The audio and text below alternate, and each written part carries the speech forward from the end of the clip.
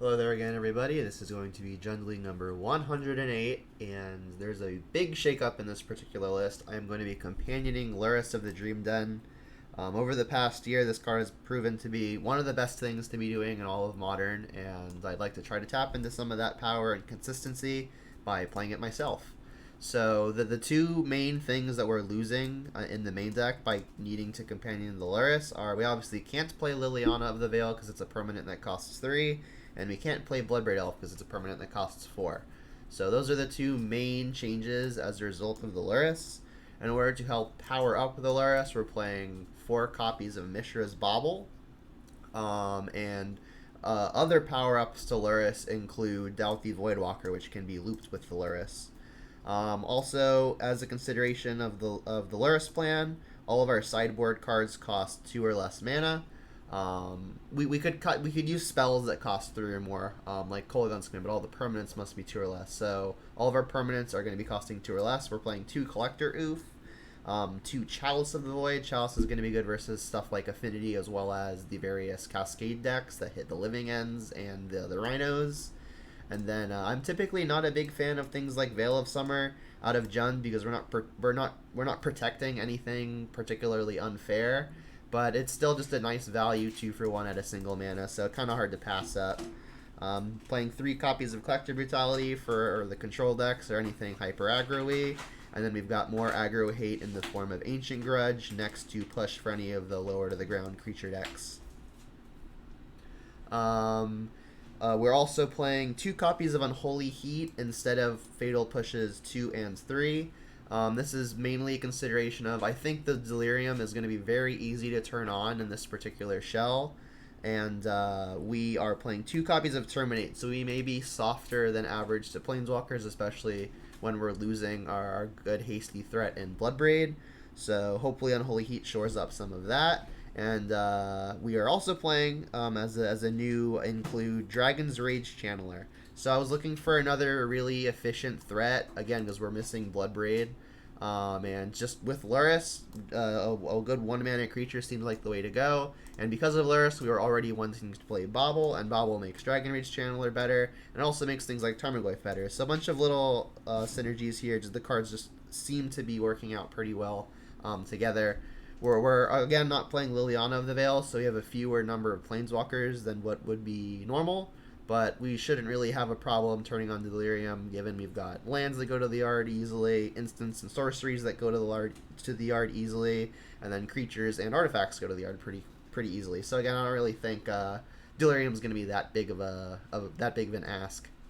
Playing 22 lands. We're primarily black and red. Our splash is in green for Tarmogoyf, Wrenn and 6, and some sideboard cards, I guess the Pulse as well. So instead of playing 4 Verdant, I am playing 4 Bloodstained Mire and 3 Verdant, and we're also down to 22 lands because our curve is so low, and we've got some redraws. And I'm also, instead of playing 2 Overgrown Tomb, playing 2 Blood Crypt, because again, this is primarily black and red with just the green splash. So we've got 2 Peatlands, Overgrown Tomb, Stomping Ground, and then obviously all the fetches get the green if we need it. We'll look at the current Modern metagame, which is this. Today is 7/17/21, and Hammer Time is in first. It's the first time I've seen it in first, but it's probably a pretty safe combo deck to see up in first slot. It's fairly easy to interact with it, but this is a matchup where I'll be missing my Fatal Pushes as opposed to my Unholy Heats, because Push can kill a creature that's got +10/+10, but Unholy Heat's gonna have a harder time doing so. Then we've got an Asmo deck in at second, and then Blitz, which has been the primary contender for the #1 slot for a while, pushed all the way down to 3 by these 2 new powerful decks. And then here's the rest of the top 15. Let's jump into some matches.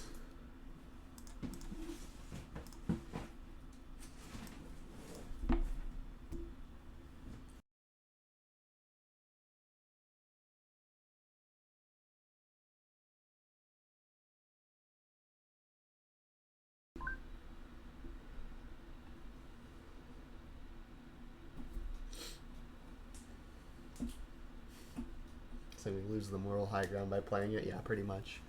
That's okay. This is Modern. It's a format of degenerate stuff.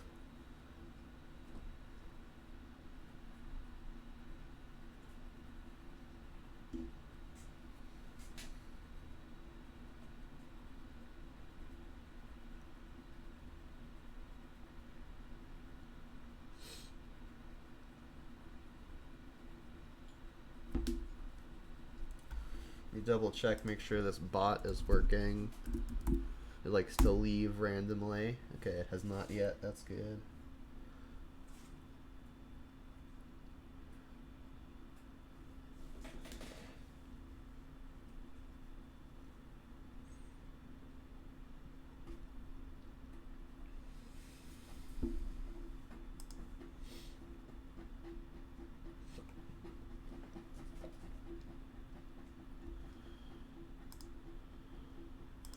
Reveal companion. Yep, and we've immediately got a keeper. So we'll use the scry trick with the bobble. I'll bobble myself, and then I can determine whether or not I want to fetch. It's a little awkward in that if I want to bolt, I'd have to kind of shock, which would give it away, but still probably worth it. Ideally, I just like the top card, which is a swamp. I don't want that. So if I get Blood Crypt tapped, I can't necessarily play Gwaif next turn. So I think I'm going to gamble it and just not lose the life unnecessarily. And then I'll get Overgrown Tomb. Or I guess I should get Stomping Ground, because then I can get Swamp and my mana is perfect.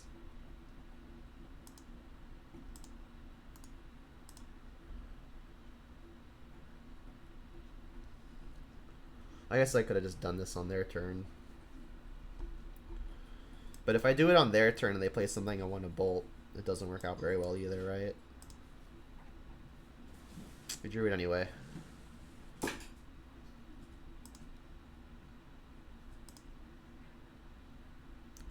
Inquisition, not bad. Well, Glyph's already out of bolt range, so I'm just going to play that.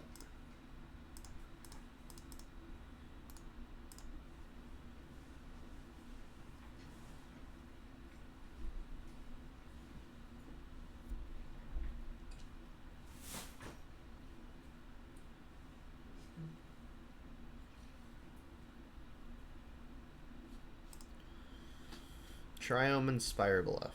Could be a number of things. Right, what I would like to stop drawing lands, but I'll start on Inquisition, see how far that gets me. Could have put Lurrus into hand this turn, which was maybe correct. But if they're playing the Cascade deck, then this looks good. Alright, so... okay. So I'm going to attack first. If they're inclined to Petty Theft the Tarmogoyf, I can then just Blackleaf Cliffs replay it. Yeah, if I were the opponent here, I think I would have liked just end-stepping it, unless they're planning on subtletying anyway.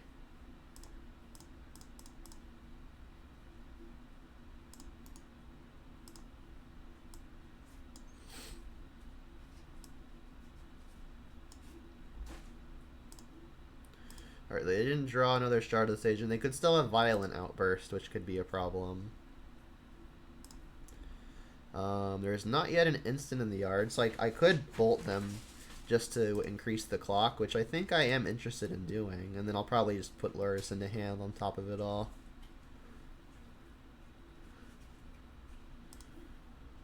They do still have this Brazen Borrower, but I think I'm interested in pushing damage.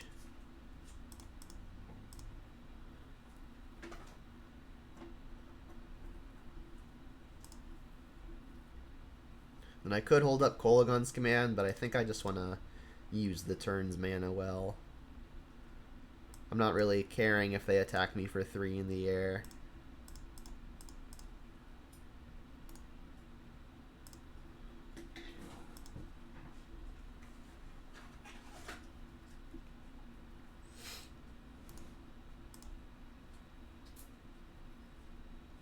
Alright, so there is one card I don't know of. Now they do have Cryptic available.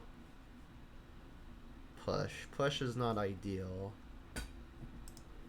Alright, let's just go to attack. And I honestly might just not play the Lurrus, because I know it could just easily get Cryptic.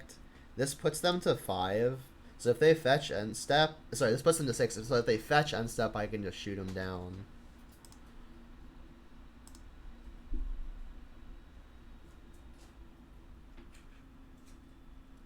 Alright, let's go for it.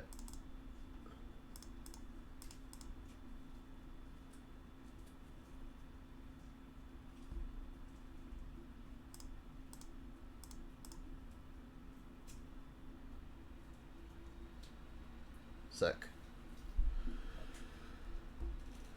Okay.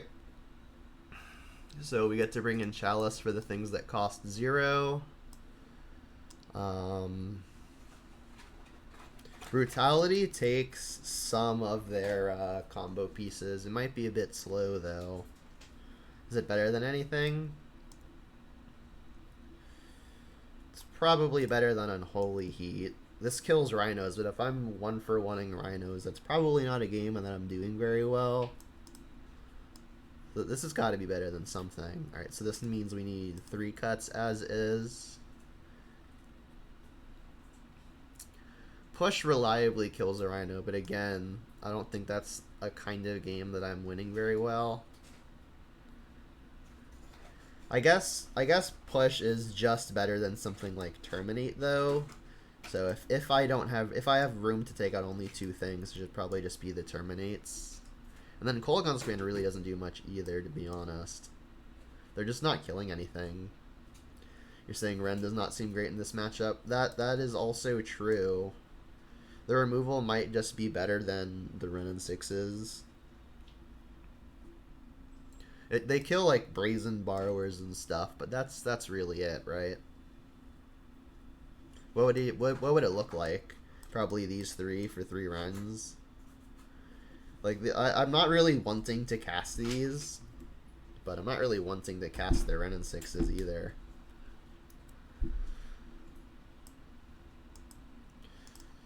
Not playing Planeswalkers also makes the Delirium work a little less well. But yeah, I agree that Ren and 6 really is not seemingly good.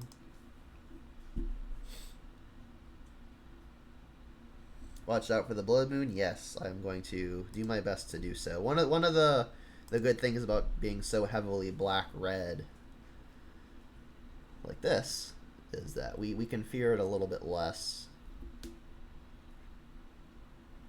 And I'm gonna lead on the Channeler, right? Because unless they're on the play, so they can't have like a Gemstone Cavern. So if I go Channeler on 1, I can then Inquisition. Well, obviously that gets a little bit harder with the Leyline. Bobble's a good one. Let's just shock this Blood Crypt. Play our Channeler, play our Bobble, Surveil once. This is gonna have to target ourselves, but we can combo it with the fetch to maybe do some filtering.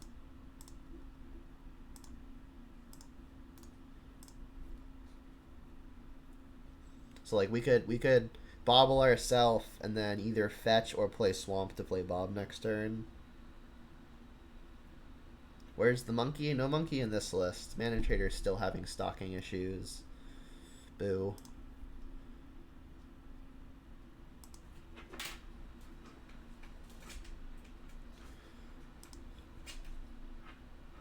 Kroxa not a bad one, but if they've got the combo, they're just going to combo us. So let's bobble, see if we like our top. It's a Fatal Push. Well, assuming they have the Rhinos, I may need the push to stay afloat. And if I get the Kroxa into play, like that's the way that I conceivably win. So I think I'm gonna draw this push and play the Bob off of Swamp.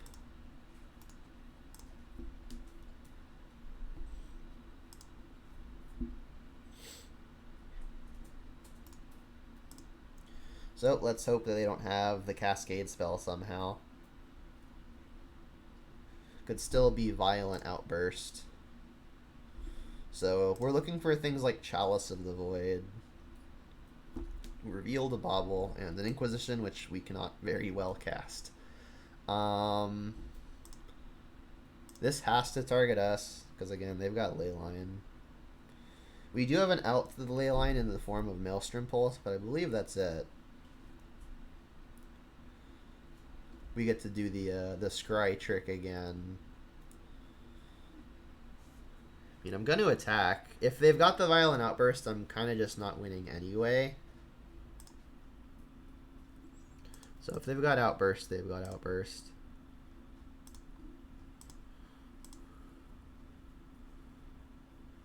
They've got Outburst. So let's see if they block with 1 or 2 rhinos.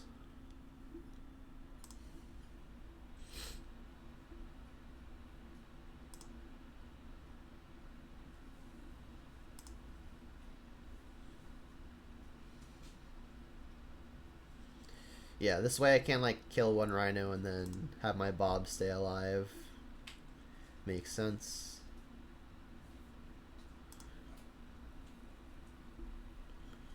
So one of my better draws is Tarmogoyf, so I think I'm gonna have to fetch shock for the green if I also want to use the bobble trick. Because if I Kolaghan's if I Croxa here and then do this, I'd have to get Overgrown Tomb, so I have the chance to push, which means I'm going to 11, right? Because I'm going to 15 on my own, then -4.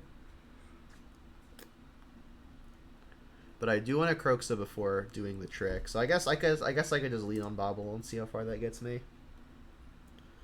We've got Pulse on top. Well, I definitely want that. Should I even waste my time pushing? It would keep my life a little bit higher. Definitely doing this. Pulse, I think, is going to have to go at the rhinos now. It's a bit late to tag the Leyline.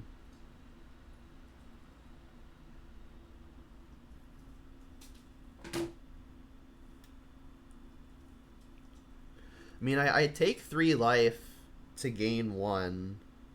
Or I would take 3 life to prevent 4 damage. So I'm only actually losing 1 more life just taking the hit, and then I can save the push for maybe future rhinos. There's also this Bone Crusher that's going to happen at some point. So I think I'm just taking the hit, going down to 9, 4 + 4 + 1.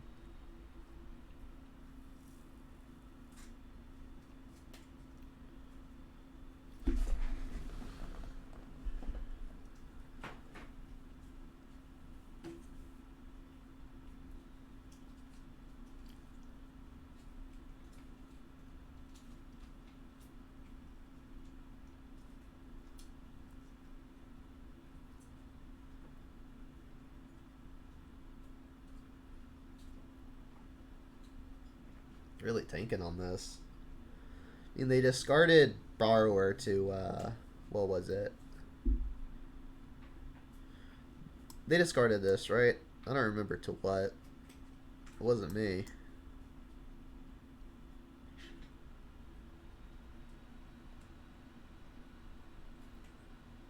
What was this?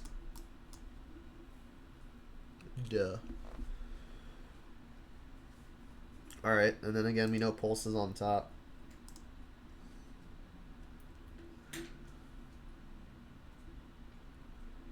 So the ideal scenario now is they just go for something like a Shardless Agent, and then we sweep all of it. But, I mean, they could still just play a Bone Crusher, which I will end step Fetch Shock push, which would have me taking 5 due to the trigger. But then maybe Lurrus can stabilize us, who knows.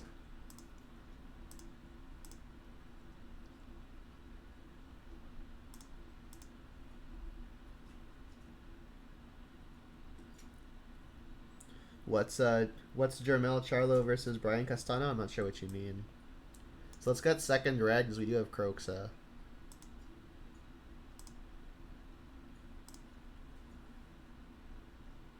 Voidwalker is an interesting one. I for sure just have to do this though.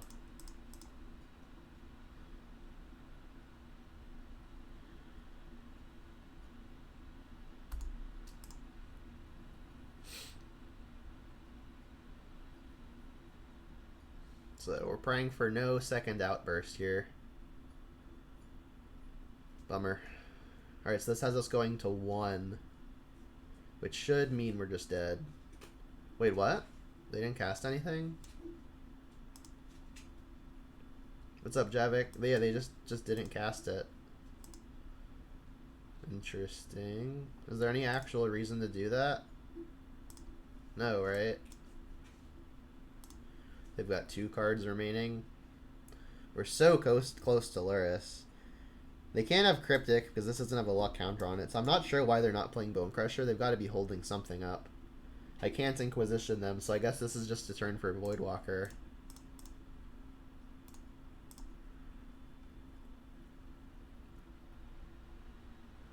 Subtlety. Sure.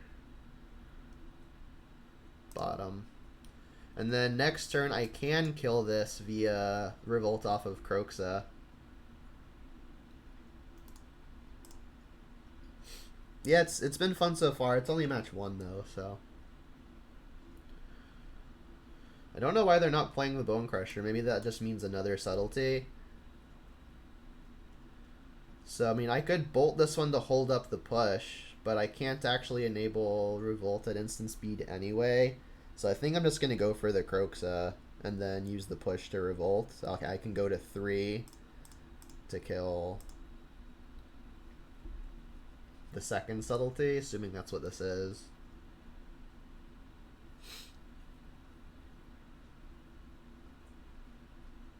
It is another Subtlety. So I'll bottom this. We can still kill one of these because we drew Bolt. This will go bottom for sure. Like, I could keep it on top to enable Revolt, but that's still not a game that I'm winning because they still just have the Bone Crusher. So I think I just have to get lucky off of the top in addition to getting continuously lucky. Bone Crusher, yeah. Like, I need to find, like, not that. Alright, we're dead. Press the wrong button and ask how do I choose what deck to bring to the tournament. Well, typically I pick something that I think is powerful. Which I guess is kind of the obvious answer, but I guess what I more specifically mean is I'm gonna pick something that's able to have some kind of nut draw that's relatively unbeatable, but I want it to have game if it doesn't achieve that nut draw. So I played an event recently, for example, and I played Prowess. Like I typically wouldn't want to play something ridiculously fair. Like when you're in a competitive event, like at a certain point, like free wins are free wins, and you need to maximize as many of those as possible. Don't think I'm making any changes. Damping Sphere makes their thing cost 1 more, but that doesn't seem good.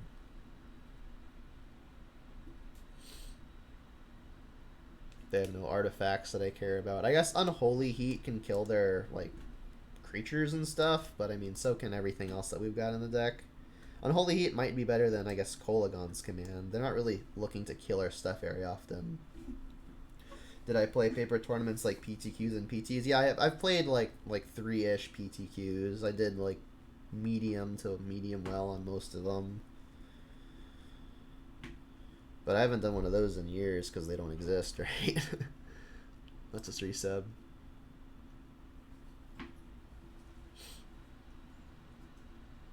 Let's go first. Reveal the companion. This hand is going to be fine, assuming no Leyline. If they have Leyline, this can really backfire. We don't have any quick pressure, but Kroxas are going to be good. Like if this hand really attacks their hand, but we get blown out by a Leyline. If they've got it, we're just gonna have to hope the Kroxas are enough. Why not Ragavan? A few reasons.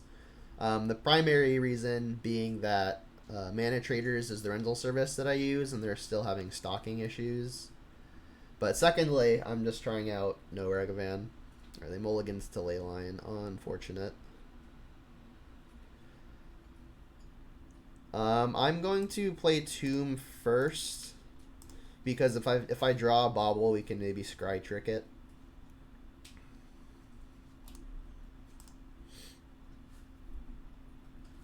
Yikes. Alright, well, I guess I'll play this. We're looking for Pulse now to get rid of the Leyline. This will get Stomping Ground. I guess we have a lot of black spells, so maybe I should just get Blood Crypt, even though I already have Black Cleave. We're never using many green in the same turn, so I guess Blood Crypt probably safer.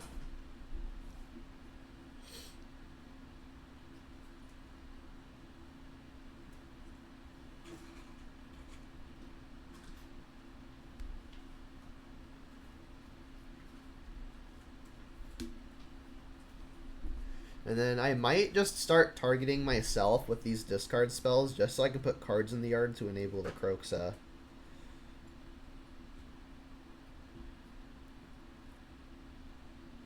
Like, my next turn might very easily be Inquisition, target myself, take the Thoughtseize, Kroxa again.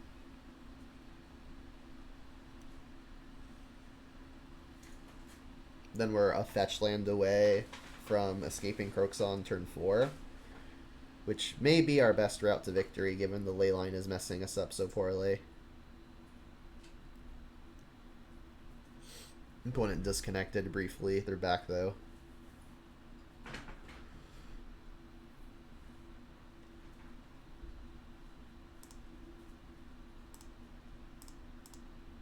Oop, not that.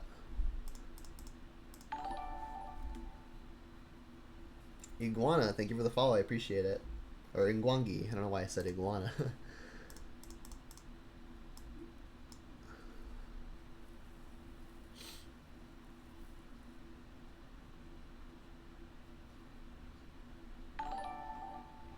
And Vodimus, thank you for the follow as well. Appreciate it. Thought I yielded. Guess not.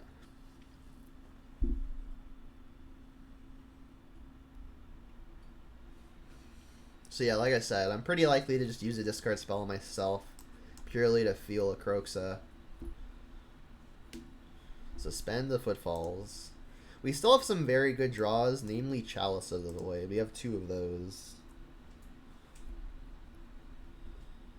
Alright, let's do this again.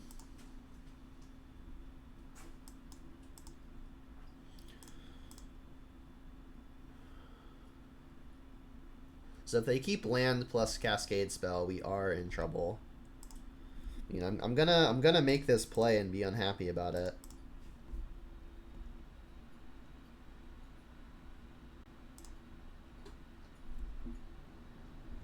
So if we find a fetch next turn, we can escape.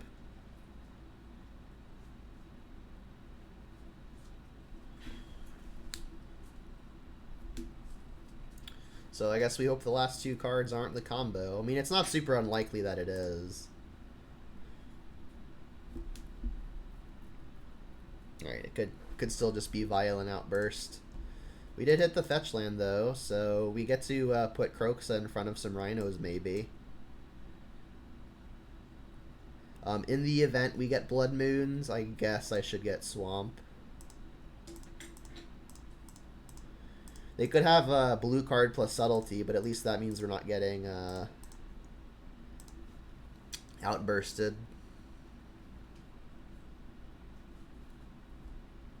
Okay, they got the outburst. Brutal. I mean, Kroxa's gonna sit in front of these Rhinos for at least a little while. We're still drawing live to Pulse, which would almost win the game on the spot. We've even got a redraw.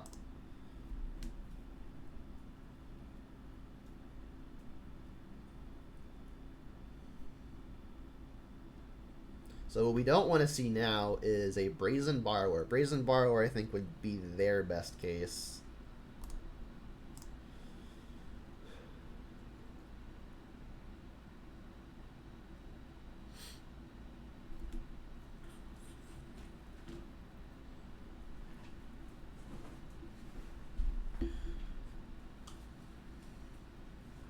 I hope they do attack now. We could get fired, as in Fire Ice. But, I mean, if they have Fire Ice, I think they're more likely to just ice it, because they can just overrun me with their Rhinos at some point anyway.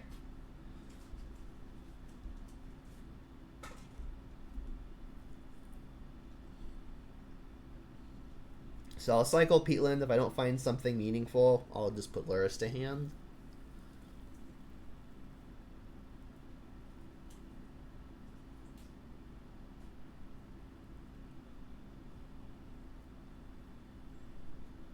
But yeah, I think they should only attack if they've got Fire Ice, though. That's about the only thing that I could imagine would warrant something like that. Not even a Violent Outburst. Puts it over the top of the Kroxa. They know my hand is Inquisition because we revealed it.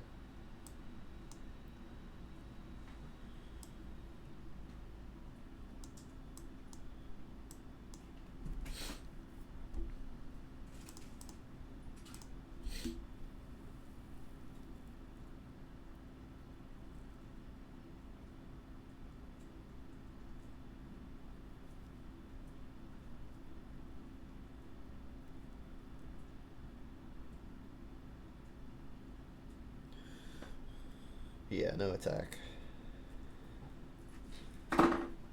Bobble.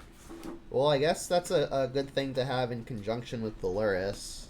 I could even bobble myself now to see if I want to just draw the card immediately. I mean, I'm going to probably want to draw the card immediately anyway, but we'll see.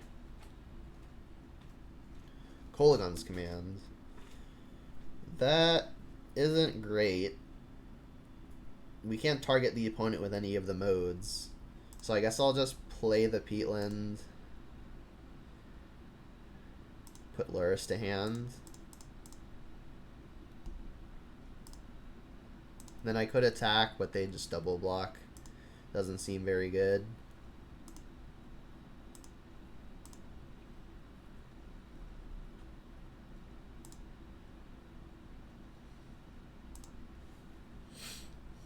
Left one Kolaghan's Command into the deck. Looking not great at the moment. Alright, so now they have fourth land. They could have something like a Subtlety now. I think I'm sacrificing this, digging for something like the Chalice the turn before the Footfalls comes down.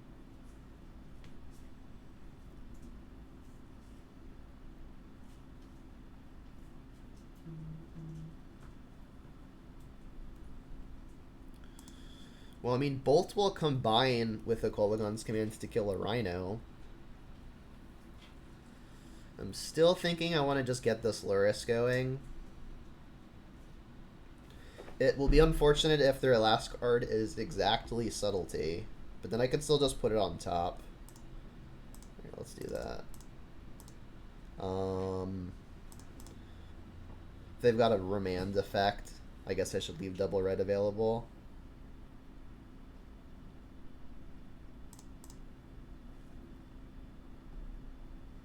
Can't target them because of Leyline. I guess there's a world where I draw an Unholy Heat or a Lightning Bolt, so I should probably bobble now so I have access to it on my opponent's turn. Goyf on top. Well, Goyf is another way to stonewall a Rhino, which is nice.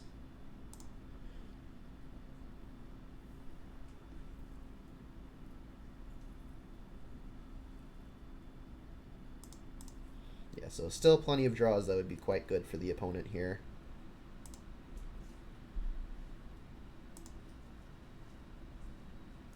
More Rhinoceroses.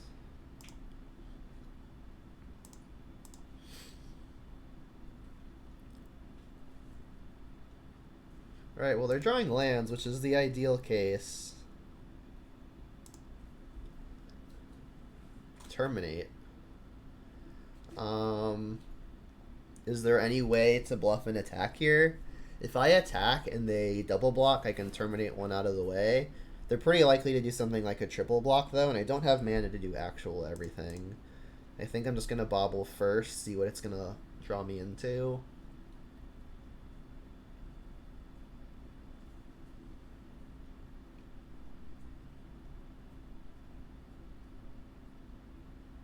And then when I re-add bobble, Goyf will be back to 4 or 5.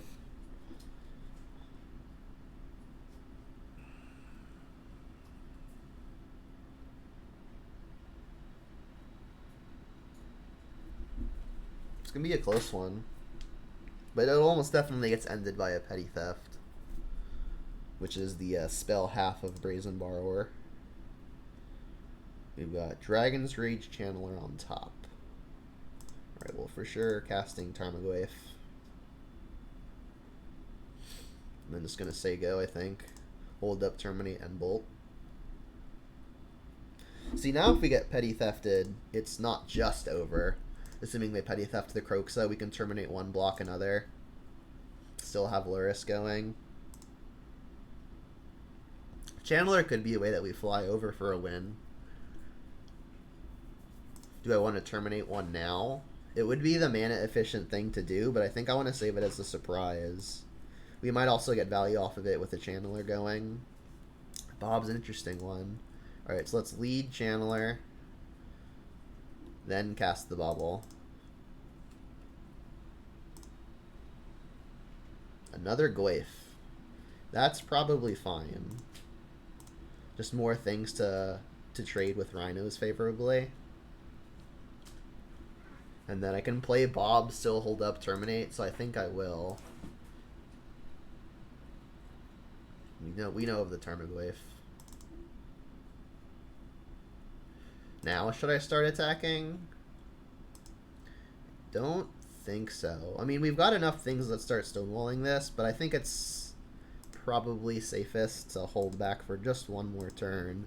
It was like next turn I can start attacking, maybe start killing some rhinos, and then just have Goyfs to outsize everything. They're still drawing lands, which is nice. Alright, Bob. Revealing Blackleaf Cliffs. Alright, I think this is the turn where I'm going to start going in with the Kroxa. Maybe I want to play Tarmogoyf first to bait out the subtlety if they've got a subtlety. I guess before anything I should cast Bobble. There's the Chalice. So if I put it into the yard, I can cast it with the Lurrus next turn. So I mean, either way, I'm not gonna have it until next turn. So I guess I'll just bin it. Which means I wouldn't draw the card off of Bobble. That's probably fine though. And as soon as this is in play, I'm no longer looping Bobble because this will get countered.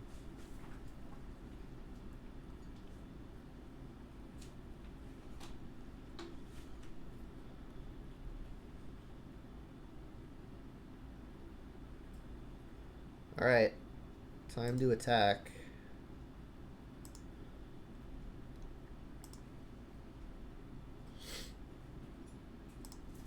Trigger.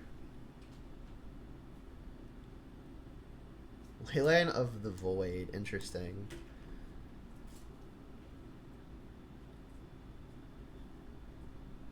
They only doubled? If they have Force of Negation, it makes sense. Trigger.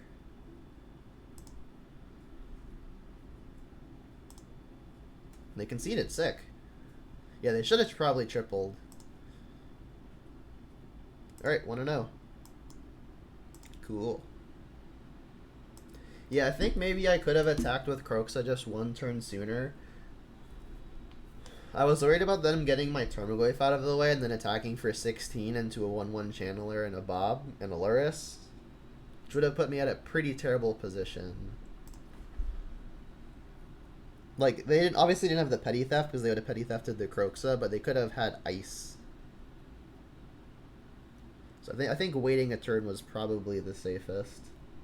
Especially because Rhinos weren't even that menacing at that point anyway, because we had second Goyf was about to outsize it. Fetchland makes this hand insane. But if we miss, we do pretty much nothing. Cool. So let's keep this. Bob could be the best card in the hand. We've got Ren and 6 to kind of work the card advantage angle. So I think I'm just going to bottom the Bob while we're on the draw. On the play, it might be a little bit different.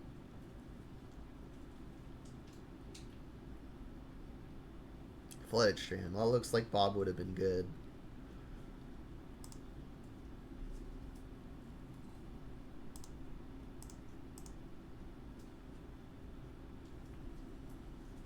Maybe not.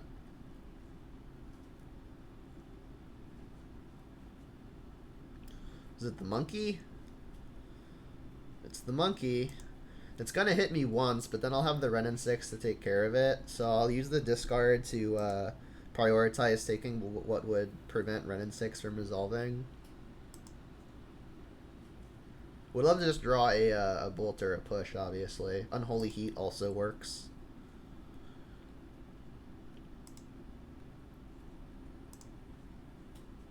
Bolt or push or Unholy Heat?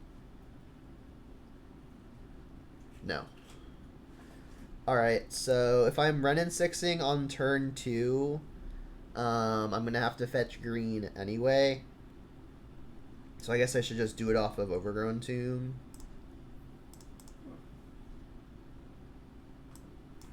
Which makes Blackleaf Cliffs the best possible draw. Or, it's not the best possible draw, but if we were to draw Blackleaf Cliffs, it would be the best it could possibly be.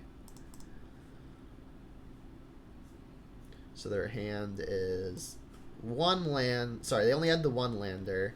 Unholy Heat would kill a Renin 6, so would Bolt. I think I'm just taking the Serum Visions. Everything else is very redundant. So it's probably that or Charm.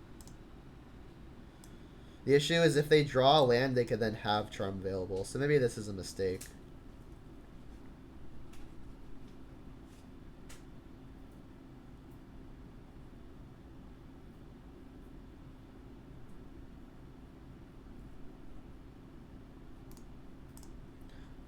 You get a connect.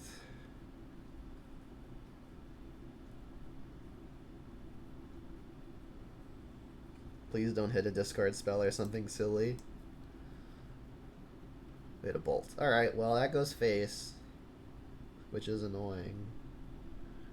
I'll probably just get basic Mountain with this. I'm not super worried about Blood Moon game 1. Ooh, Channeler's annoying. Bolt me.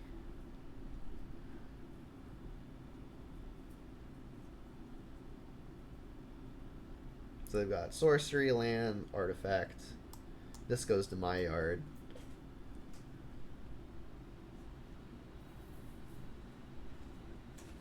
Swamp. Yuck. Alright, so this is going to get basic Mountain. I could kill the Channeler because this is going to be the last turn I'm able to do so.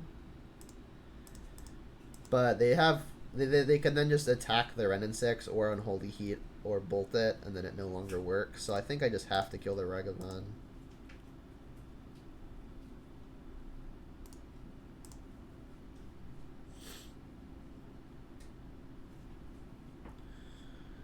And then we're going to have to find a way to get this out of the sky.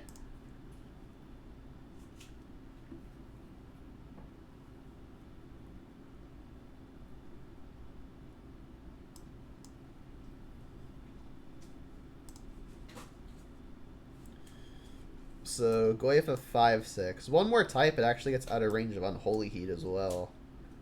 I guess Planeswalker's on the way, so it's already out of range. Won't matter if we just die to a Channeler, though.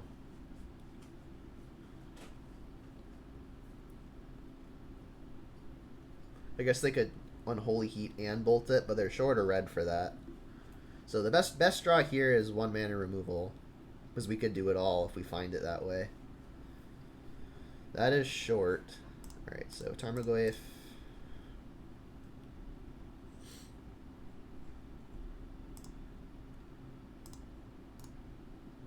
Go.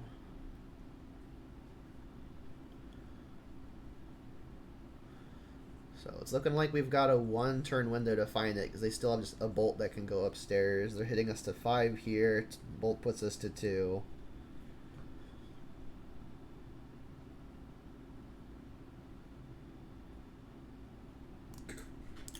That's going to make it a little bit harder. So now we're looking for Maelstrom Pulse. There's one of those in the deck. But if we find it, we could actually just be very fine. Maelstrom Pulse. Maelstrom Pulse. No Maelstrom Pulse. They have to block to not have this just dead. I doubt they're not... I doubt they're blocking, but I guess I'll try.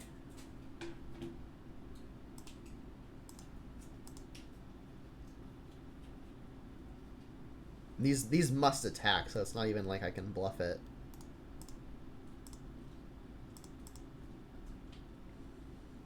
Alright, so blue, red, monkey with Archmage's Charm.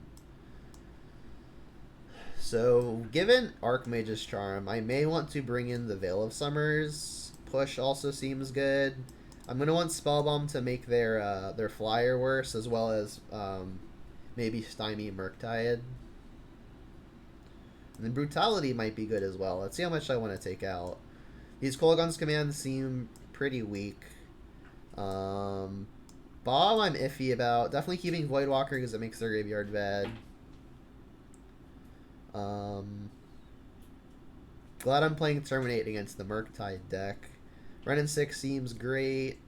Goyf seems like it's going to be the most unkillable thing that we've got. Honestly, the discard spells seem like the weakest thing that we have going for us. But things like Thoughtseize might be one of our only good ways to proactively deal with the Murktide. So I think I'm just not bringing in the Brutality. It seems like there's not enough room, and it doesn't even kill the Dragon Rage Channelers after they've grown. So I think what I'm gonna do is shave some discard spells. They're also just pretty poor top decks going into the late game. So I'm looking like this. I think Inquisition probably better, but Thoughtseize takes Murktide, which is a big deal.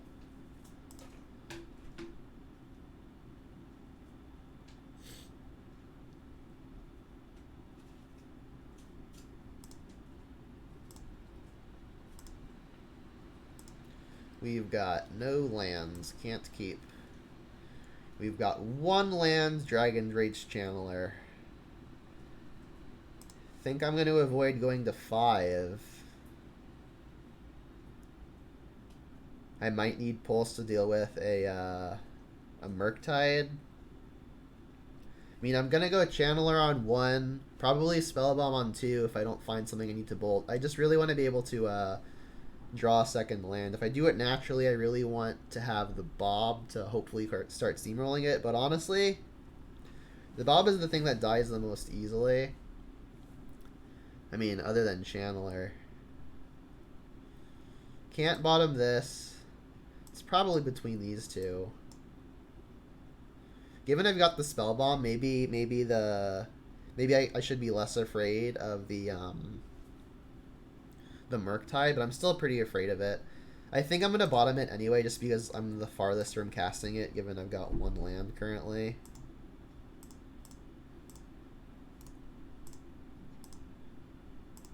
And then maybe I set a stop at upkeep in case they play a 1-drop that I want to bolt to smoothen this out. It's a lot better if I just draw it naturally.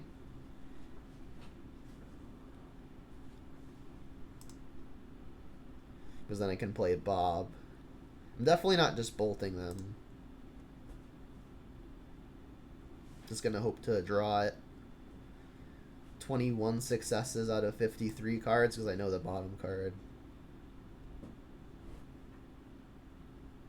Alright, so they know both of our top cards.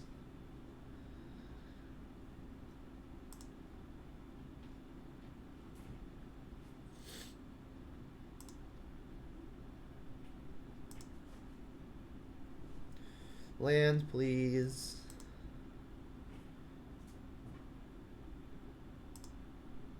Damn. Alright, well, I get to cast Spellbomb. Trigger. Try to find it. That's not it. At least we get some value, though.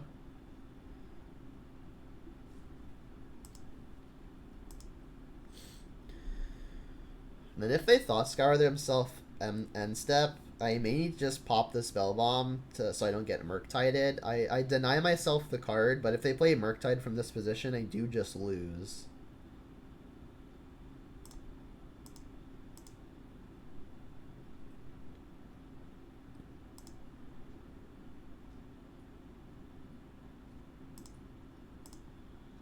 So no Thought Scour, please. And I think they have it because they bobbled themselves when they did. They could have been checking to see. Alright, so yeah, if they just go land, they have access to the Murktide. But they only have one spell right now. So it would be, I guess it's base 3/3, it'd be a 4/4, which is still out of range of any one burn spell. Feels bad. Yeah, I don't think I can beat a Murktide from this position. I need to make sure they can't get it.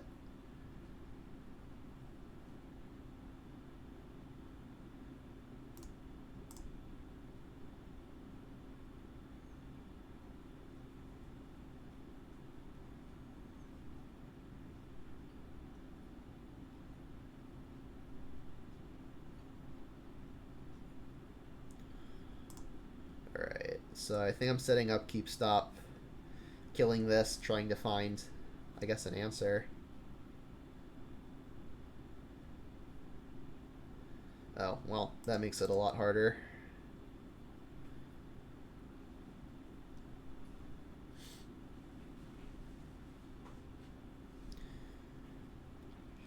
I think I'm using the bolt.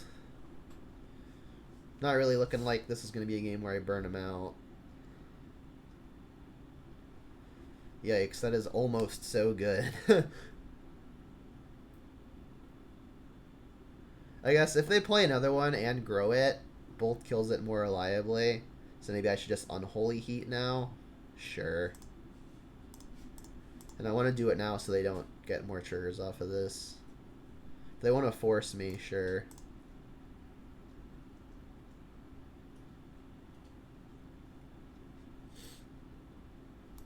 Yeah, I mean, I don't think I'm supposed to mulligan this hand. It was already a mulligan to 6. Damn, they got the Murktide. Yeah, gonna be hard to beat.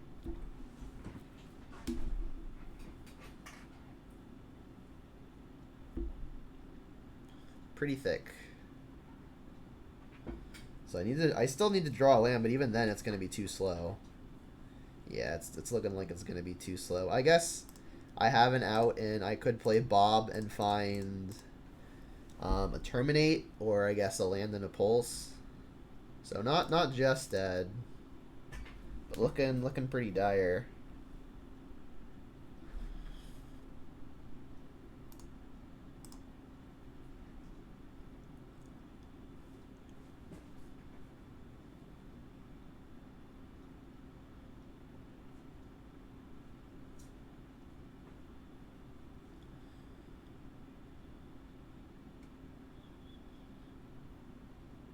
Alright, we're looking for a Terminate. That's our one card that we can cast off of 2 mana.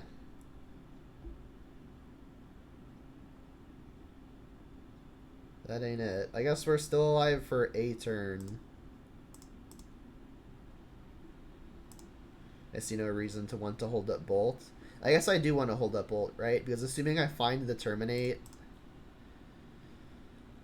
I'm gonna need to be able to bolt a Channeler or something if they play a Channeler or something.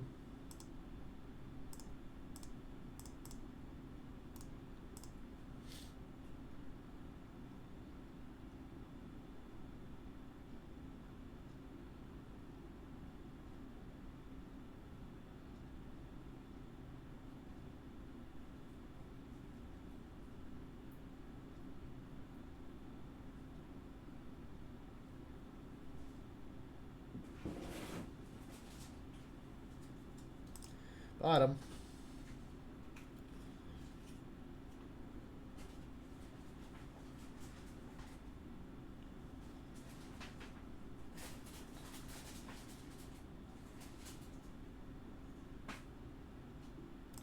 Yikes.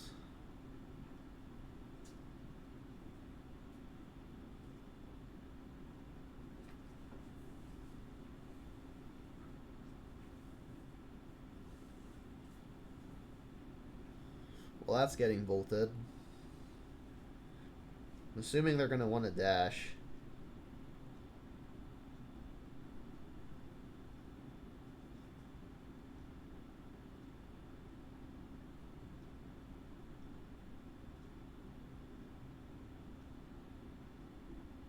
No? Okay.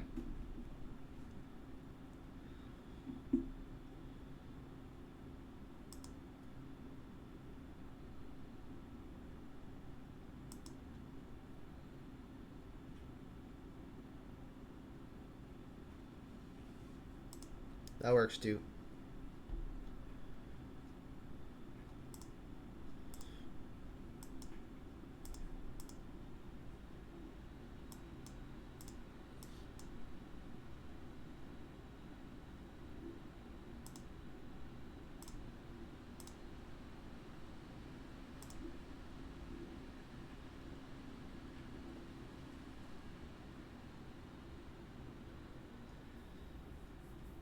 So Lurrus Mirror.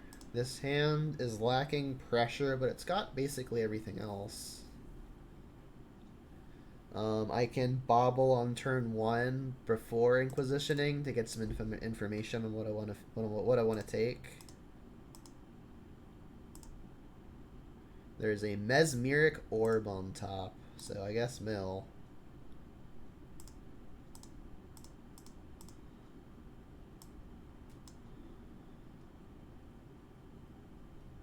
Yeah.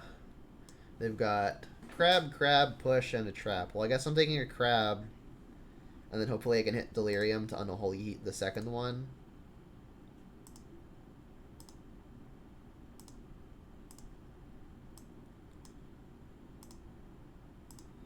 So we're going to need to find a threat sooner rather than later.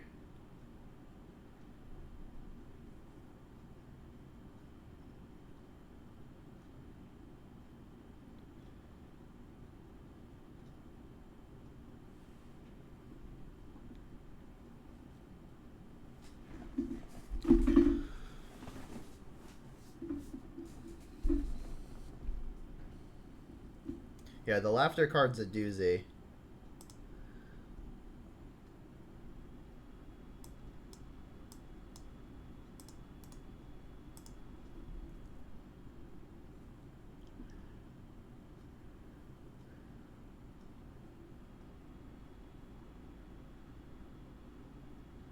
So, land means we are 1 card away from Delirium and 1 card away from Unholy Heating this crab. Unfortunately, a fetch means that we turn their Archive Trap on. So, I guess I'm just going to Inquisition and then probably just take the Orb.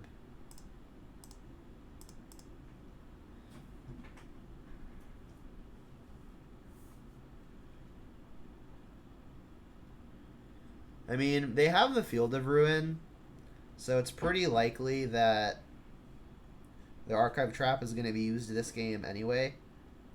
So maybe I should just get the fetch out of the way before they can find another Archive Trap. But then again, the other Archive Trap would just be turned on by their Field of Ruin.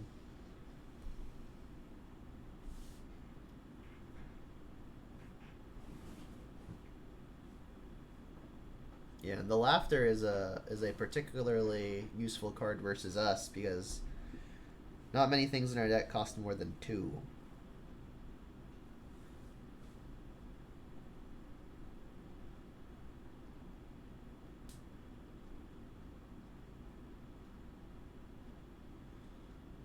Yep, it's looking like I gotta take the Orb. Push is gonna kill our first threat. This Orb is gonna absolutely mow through us. And then my life total really doesn't matter. I guess that means if they just draw another Orb, I'm going to wish that I'm gonna wish that I just shock so I don't mill an additional 1. Yeah, I mean I don't want to turn their Archive Trap on for literal free. Let's shock. Also, if they play the O2 crap, I'll probably just Unholy Heat that. It is insane value, but it's mill 13, not 15. It feels kind of the same. All right, and there's our Delirium. So now we can Unholy Heat the crab. Hopefully their last card isn't like a drown or something. I guess maybe Surgical could turn off the Delirium. And they were kind enough to actually find a Kroxa for us. Unfortunately, to get another red source though, we may end up having to fetch. That's something we can do next turn though. The issue is they're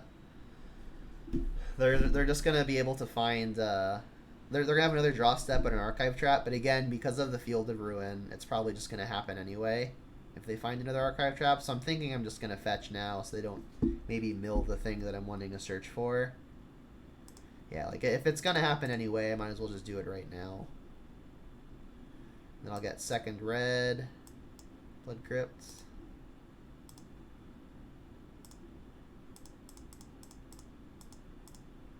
Lurrus to hand, and then expect to get Archive Trapped. And then pretty much at any point we're dead to Tasha's Laughter.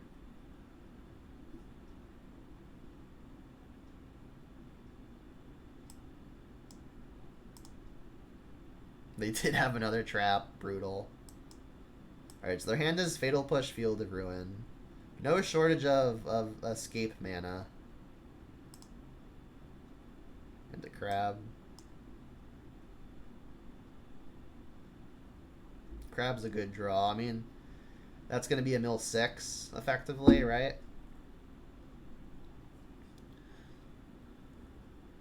Is there any reason to just play Lurrus? I should probably just play Lurrus, then play like a Dragon's Rage Channeler, right? Because then they push that and not Kroxa.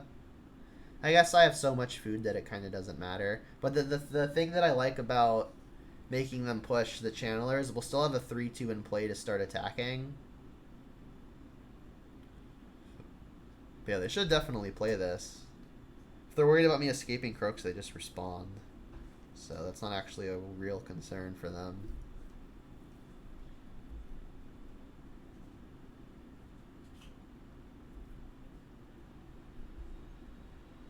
They arrived to that conclusion eventually. Yep.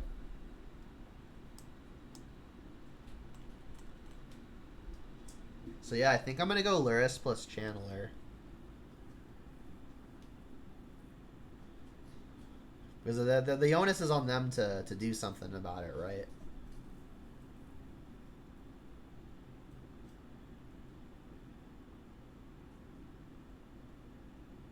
If we just Kroxa, it dies immediately. I guess they take 3, but playing Lurrus and Channeler also makes them take 3 next turn. I guess maybe the one thing that changes the decision is if I draw a way to deal with the crab. Just another Kroxa. Yeah, I think I'm just going to go Lurrus Channeler.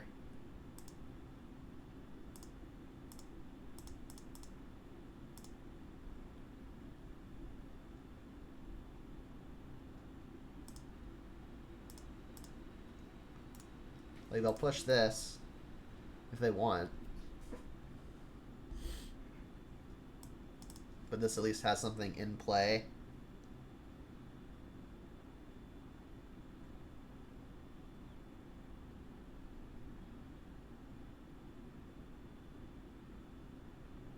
It's gonna be pretty down to the wire. Even lands are good for them. All lands are just mill 3.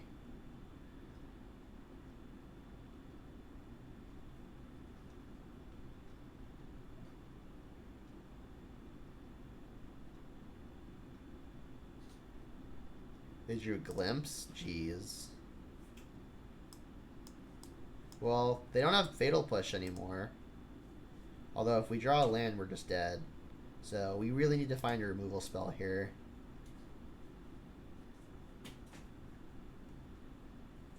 I guess I could figure out what's still in my deck, but I really don't feel like counting.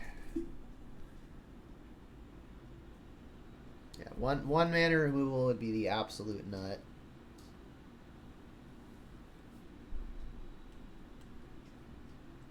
I guess there is still a Fatal Push in the deck, huh? Oh no, we milled it. So, Unholy Heat, there are 2. We milled both of those, so it's like three lightning bolts. Yikes.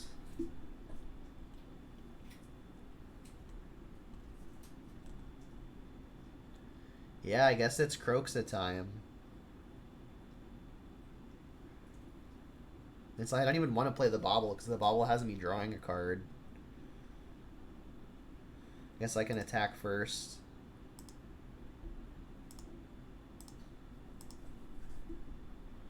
There's just no way they block, though.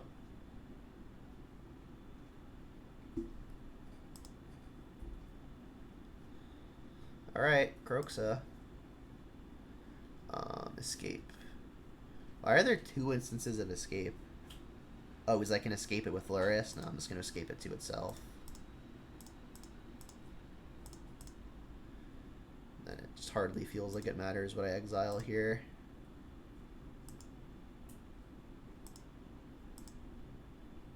Alright, so they're going to discard their Fatal Push. So a land off of the top kills us. So I guess we're hoping that the only thing that we're live to is if they just draw a crab. Because if they draw a crab, they can't both cast it and activate field. I guess they could activate field, get blue. Oh, crap. I needed to play another channeler. Yeah, I missed that. I guess I didn't actually have another red. Yeah, field of ruin will do it. Assuming they have a land in their deck that they can fetch.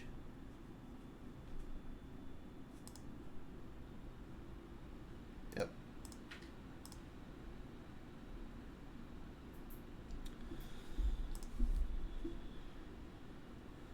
Alright. Push for crabs. Brutality is for their various spells.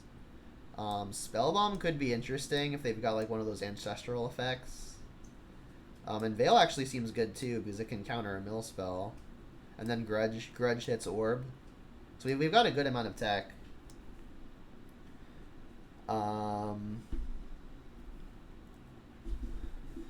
Most of the things in the deck seem like they're going to be good for us. I'm fairly confident I want all of these. I guess Ren and 6s don't do much of anything. Croxes are great because they're threats that they give us for free.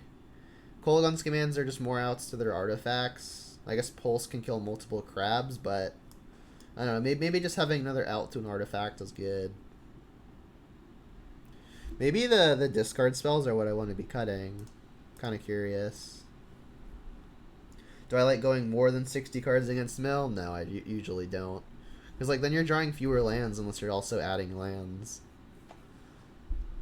Which you can't. I need 6 cuts.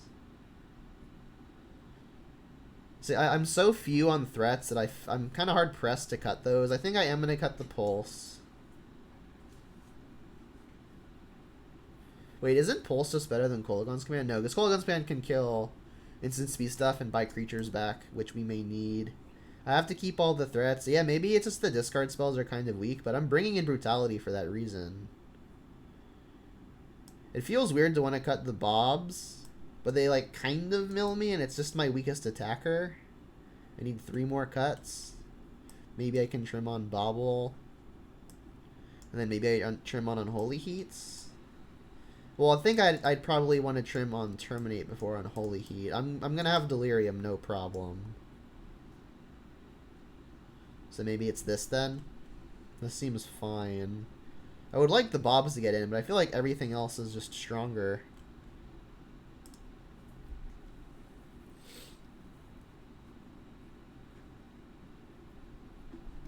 Let's go first. Yep, we can kill crabs. We've got the discard spell, and we've got a threat in Croxa. You want me to stay at 65? I'm not going to do that for the reason that I just outlined. I really don't feel like drawing few lands. I need the lands to win, and it makes it pretty unlikely I draw them. Snapcaster Mage, wow.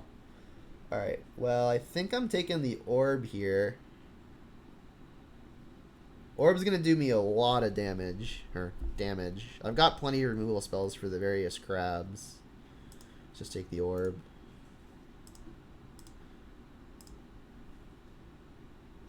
I'm aware I can overboard, but I dislike doing it.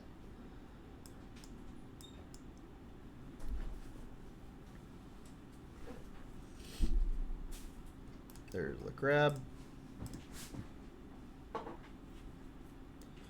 That's getting pushed pretty much immediately.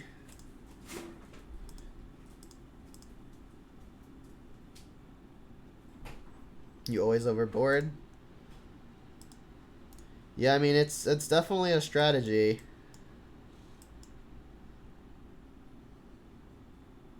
What's up, Bruno?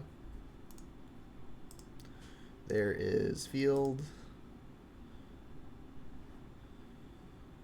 So they have Fatal Push for the Tarmogoyf, which is annoying.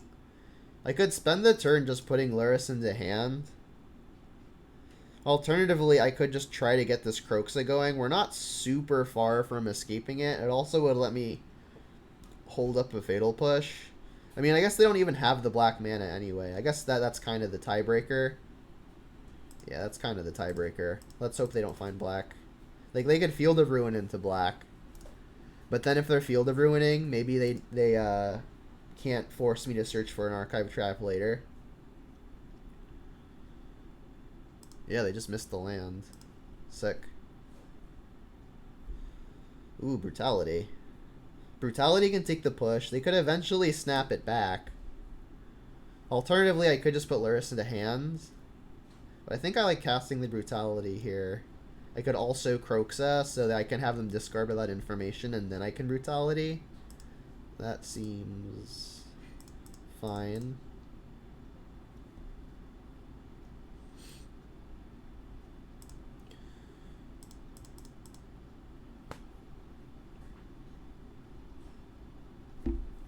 So Croxa is the third card in the yard. They discarded the push. Wow.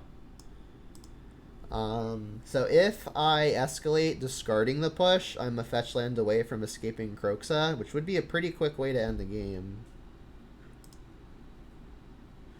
I think I'm just gonna natural discard. And there's still a sorcery. This can only take an instant or sorcery, so I guess I'll attack first in case they evoke something. We can't grow the Goyf with the Brutality.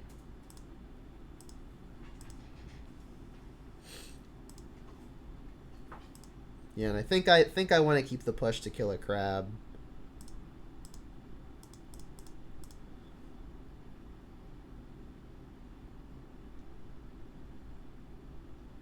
So their hand is Crypt Incursion, which would be a way for them to deal with my Croxa. Just another Fatal Push and a Glimpse and an Archive Trap. Jeez, their hand's kind of stacked. I'm kind of thinking I want to just take the Crypt Incursion, because given they've got so many ways to kill the Goyf, Croxa may just be the best way that I have to win this game. Yeah, I'm going to take the Crypt Incursion. And then say go.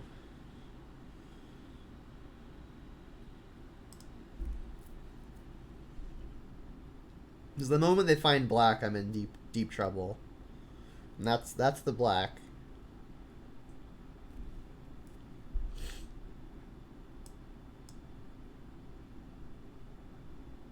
Yeah, like I'm pretty likely to just escape Croxa here as long as I get a black source. The nightmare scenario would be that they've found like a surgical on top of all of this.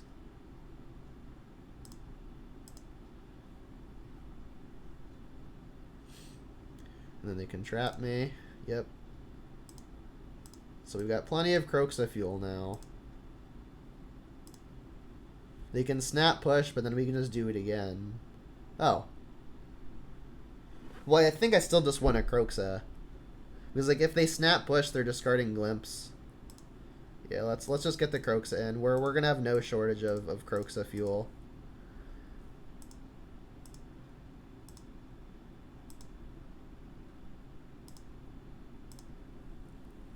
Because like they discard Snapcaster, cool. If they want to keep the Snapcaster, then they're discarding Glimpse, which is also good for me. Yep. So they want to snap push. But we'll just do it again.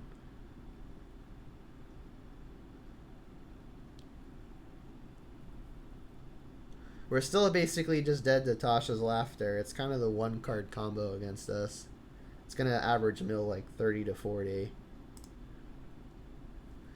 They just draw another push or something? That'd be annoying. We can still escape it though with the lands that we've got.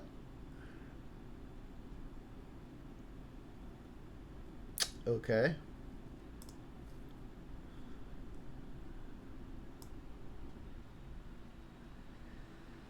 Don't know that I want to make any changes.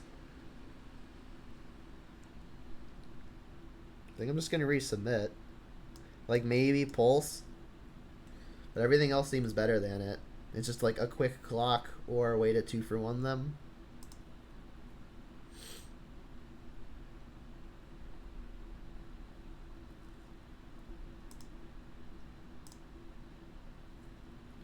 Oof.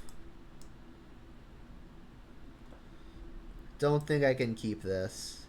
We've got the quick threat, but if they've got any way to interact with a creature, we're kind of boned. And also, we can't interact with their crabs. This is better. Keep. Probably just bin a land. Sure. 2 quick threats, and I guess if they've got multiple crabs, we can maybe deal with them. Crab number 1. I could channel her on 1, but if they've got multiple crabs, given I don't actually have removal, I think I need to use discard first. Because I just can't kill crabs at this point. Like, if they just go crab fetch land, I'm kind of stuck. Well, I'm not really able to beat the orb, so I guess I'm taking that. They could have maybe... I can maybe get lucky and they mill my Ancient Grudge, but this orb is going to mill me for so much in the meantime. I guess they have, like, Surgical, Snap, Surgical, which could be problematic. I think I'm still just taking the orb.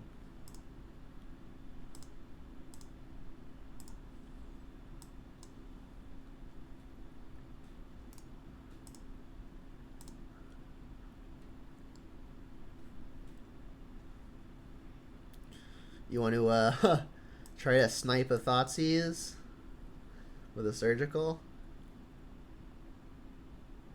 Oh crap. They milled a Channeler. Please don't Surgical my Channelers. That'd be so brutal.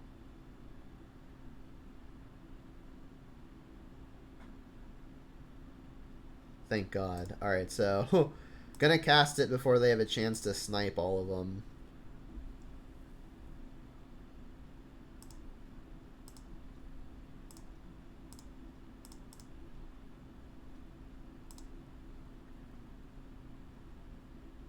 The scry just kind of doesn't matter. Yep. They countered the Thoughtseize. Interesting. I mean, I'll top it just because I'm almost never milling here, right? Because I don't want to help their plan. It's pretty unlikely to stay there.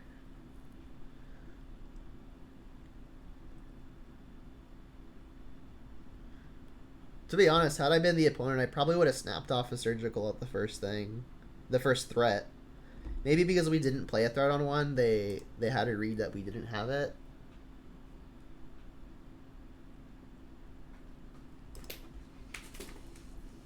So we're drawing Goyf, which is nice. Goyf hits pretty hard.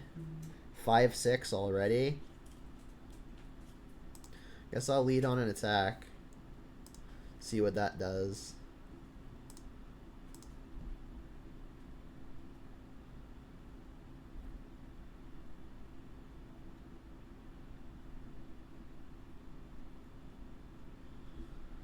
The Goyf is going to have a kind of hard time actually connecting. So maybe I just want to play the Channeler.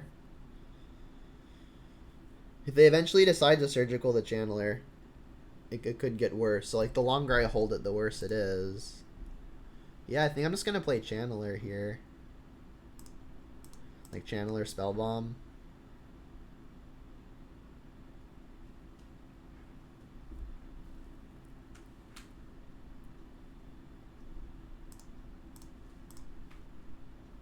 And probably just leaving these on top because I don't want to get milled. Surveil being worse than Scry here somehow.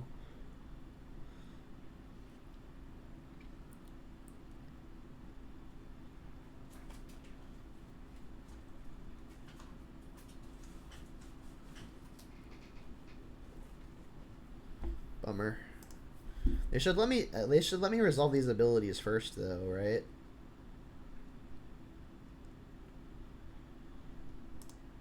Yeah, I just don't want to get milled. And when the Spellbomb resolves, that's going to make their Snapcaster look a little silly. Cool.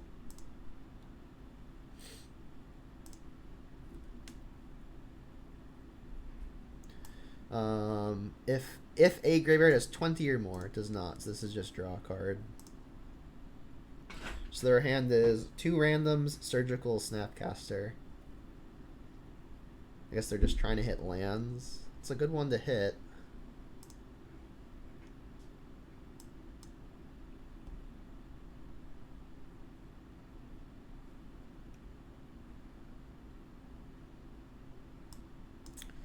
I just drew another push. Brutal.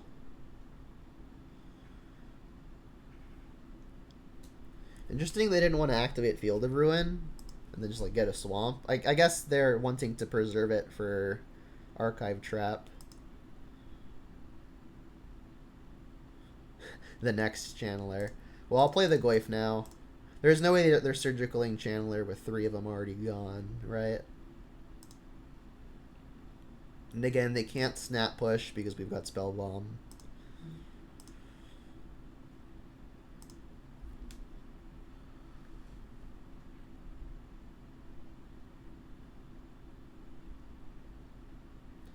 Vista's a mill 3. This crab is being backbreaking. There goes a Goyf. I'm glad I played this one. Their hand is Snapcaster, Surgical. I guess they're just trying to find something good to Surgical.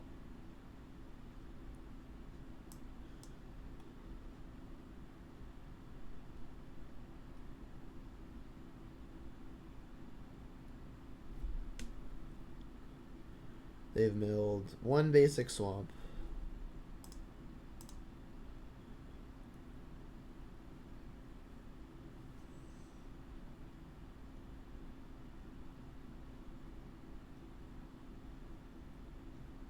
I'll respond to the target. They're just doing it now so I can't draw the card, right?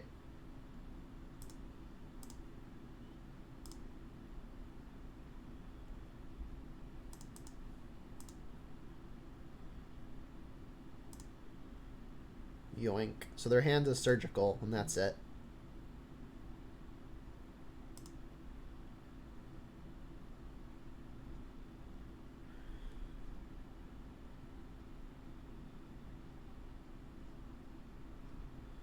You can hit if you hit Channeler, I swear. Alright, Voidwalker, sure.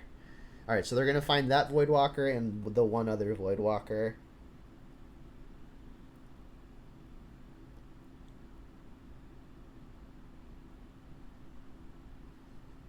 And the sequencing here not super important because of Crab and Field of Ruin. It's gonna be a close one. They actually did not find the Voidwalker in the yard, funnily enough. They know our hand. Let's just play everything.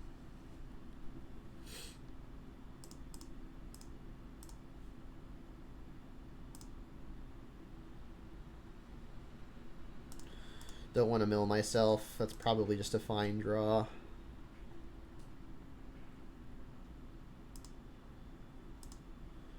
Thwack. I could use the Spell Bomb now to find the Bobble and cast the Bobble, but if they find something like a Ancestral, I'm gonna want to target myself, so they don't Ancestral.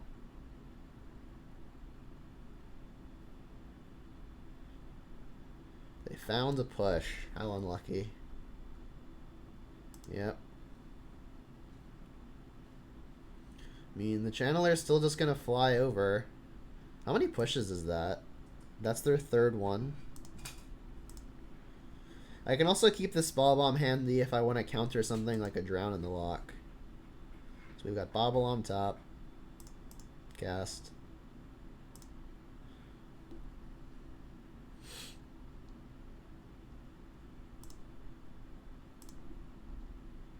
Kind of doesn't matter. Guess we'll look at their card now. So if they don't pop their Field of Ruin now, we're going to get access to the Tarmogoyf. They've got another Crab on top. Yikes.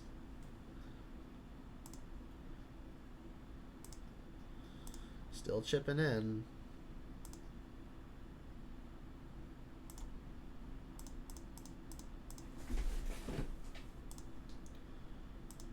So they'll get rewarded for not cracking if they don't crack. Hope they crack it now. Damn it. At least we'll get the Goyf. So this Field of Ruin's going to be a mill 6 now.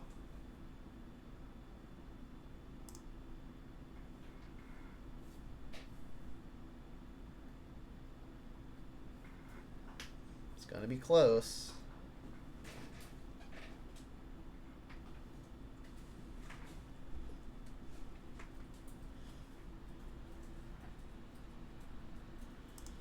Did they mill my mountain? I don't actually know. They did not. Haha.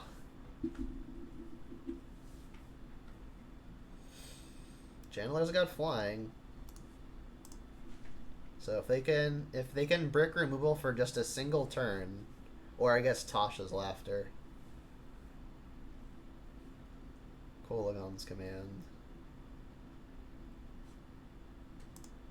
Alright, let's get in for 3 in the air. Darcy doing the thing, yeah. So, am I going to play the Goyf or am I going to hold up Kolagon's Command? It's probably better to just deploy a threat, because if they do somehow find like a 4th copy of Push, I'm going to need to be able to keep on pressing. Then I'll hold up Spellbomb. Alright, so if they... Drown in the Lock does not do it, because I could just Spellbomb to counter. Can't I command their face? Yes, because I'm stupid. I always forget burn goes to face. Fun fact. Yeah, I should have just for sure killed them. But, you know, I'm stupid. We still have the lethal, so it's not a huge deal.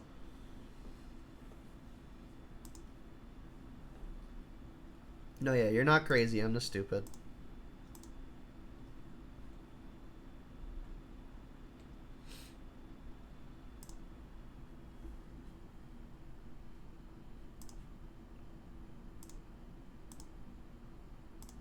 It was almost bad.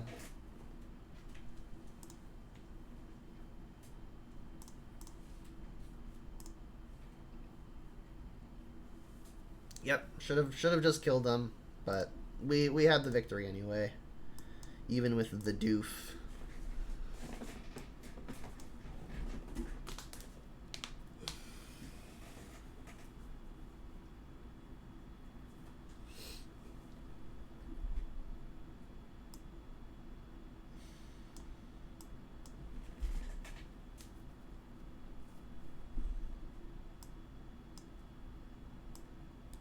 Two and one, not bad.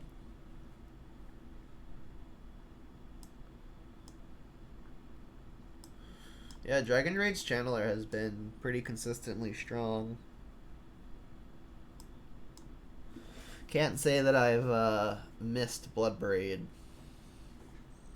I have missed Liliana, but I mean, if it's the only thing keeping us from playing Lurrus, probably just gotta bite the bullet and not play Lily.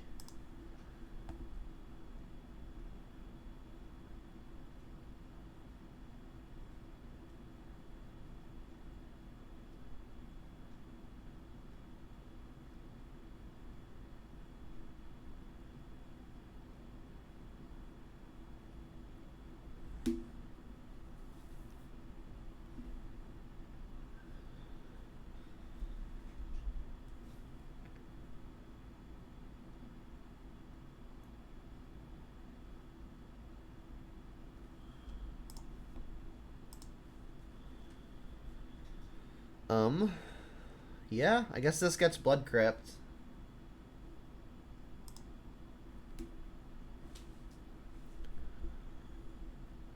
Island and Vial, yep. Mountain.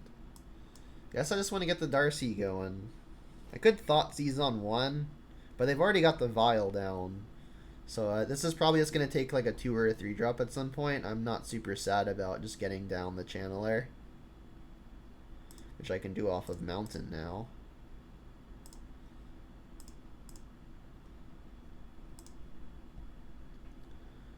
Goyf. Let's spin a Goyf. We've got plenty of threats. And then I'll probably pop the Bauble on the Thoughtseize turn.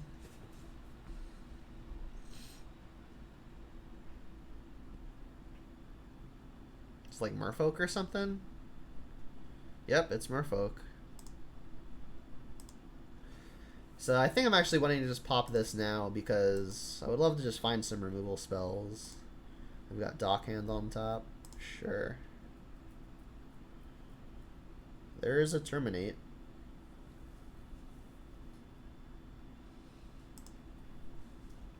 So the discard is getting worse by the second.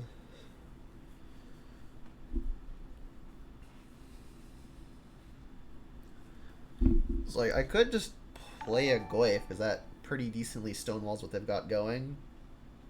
Starburst, thanks for the follow, I appreciate it. The thing is, though, because of the forest not casting any of the colored spells in my hand, I can't even double spell if I wait and cast Tarmogoyf now. So I'm thinking I just want to cast my interactive stuff. And I'm thinking I'm just gonna go for an Inquisition, because that's gonna make Channeler a 3/3, and I think I'm actually gonna do this in the second main so I don't attack.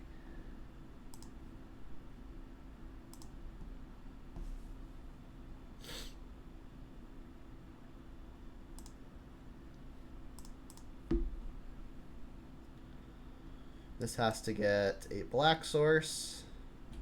I guess I could just get a basic. Save some life, sure.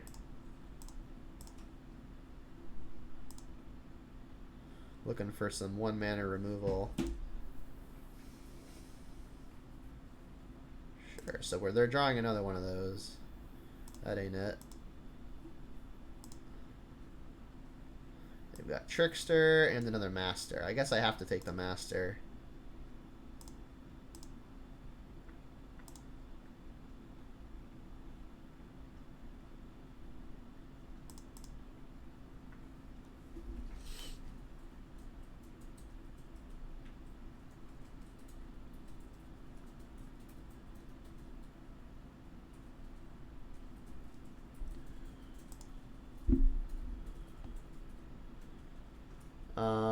So if I block and they Trickster, this will become a 1/1, which means my thing will just die. But they're going to have access to that play no matter what. I guess I want to have their mana tied up for the turn where that actually happens. So I guess I just have to say okay. I mean, I can't block after this turn anyway, because this must attack. So I just make it happen now?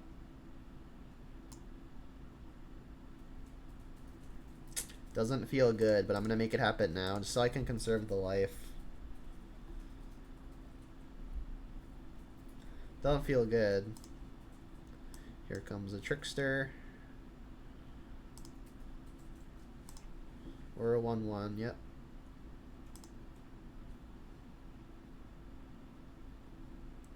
Dockhand that we knew about. That's everything. It's a lot of stuff, though. I guess we're killing the Lord.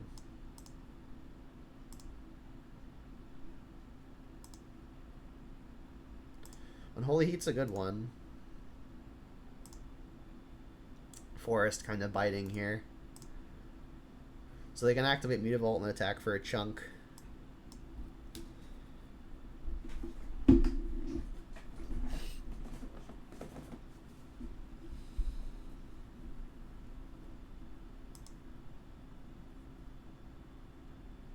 No attack with Mutavault is interesting.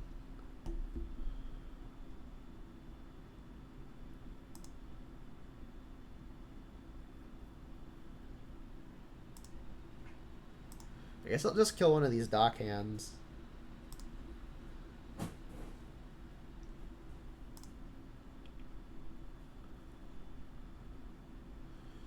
I'm not going to Thoughtseize them. If it's a land, it just sucks for us. If it costs something that costs 2, it sucks for us. So it's really only a 1-drop. That would be good for us.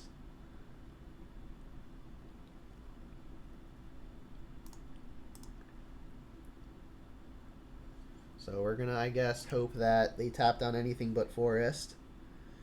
I mean, and Forest is the only thing that won't usually cast a removal spell. Brutal. I mean, I guess we could cast Kroxa. Or we could still cast Tarmogoyf. I should probably just still cast Tarmogoyf.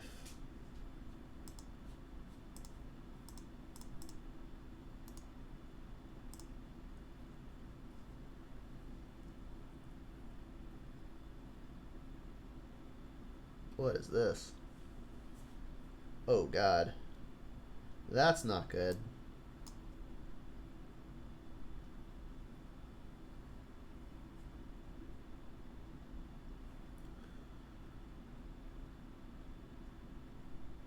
Neither is Island Walk.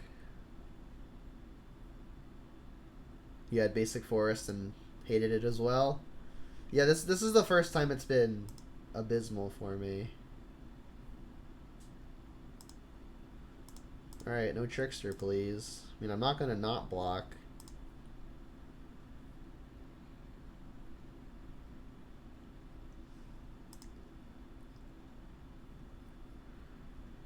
So what even needs to happen here? I need to find just only removal pretty much.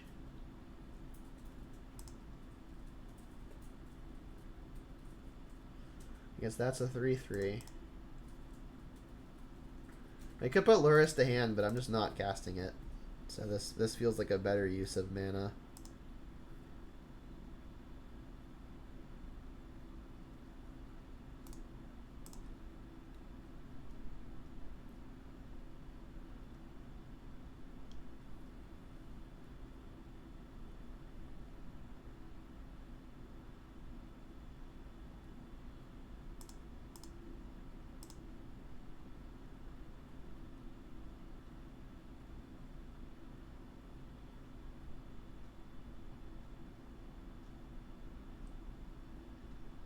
Revealing a Lord, jeez. Tap my swamp. Yikes. Alright, we're dead. We just know of a Lord. They're just drawing a card every single turn. We're not winning this. Alright, Merfolk. Brutality.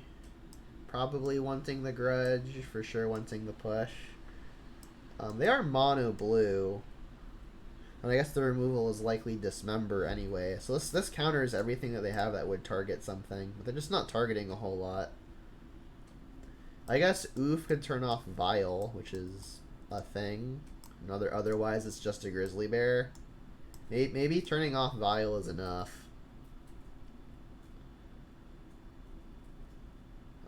Voidwalker doesn't seem like it's going to be doing a whole lot for us here. Everything else seems pretty serviceable. I guess the discard spells are pretty terrible draws going into the mid and late game, but they're good to take the Vile on turn 1. But with answers to Vile already, maybe the discard just is not something I'm interested in. I could definitely see that being the case, and then maybe like one Veil is better than another one. Sure. I think they're going to board out a Vile or two. That'd be interesting. I haven't known Merfolk players to board out Vile very often. Yeah, the stand seems excellent. Keep. Can cast a Channeler on 1, a Renin 6, or a Brutality on 2. I don't have a fetch, but maybe I can discard a land to Brutality and then buy it back that way.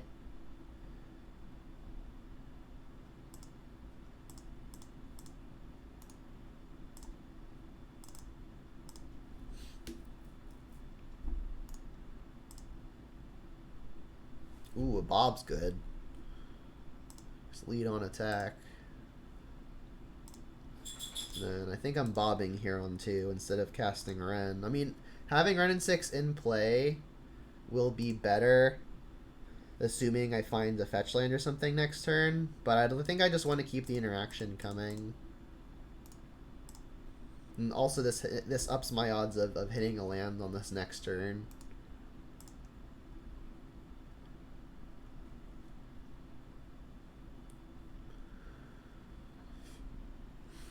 Chalice on 1. Well, it doesn't interact with anything in my hand. We found the Bobble. Nice. Well, this is a little non-bow here, so I'll be wary of that. Watch this. Let's bin a land and then buy it back with a Renin 6, huh? Damn. Well, that gets hit by Chalice, so I'll put that in the yard for sure. And then I think I want to preserve the Brutality as a potential removal spell. So I'm probably just going to play a Tarmogoyf here and just apply maximum pressure.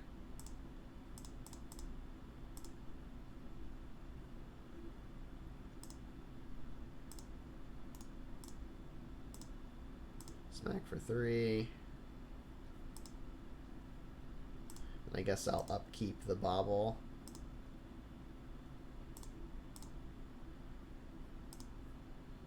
Utavault on top.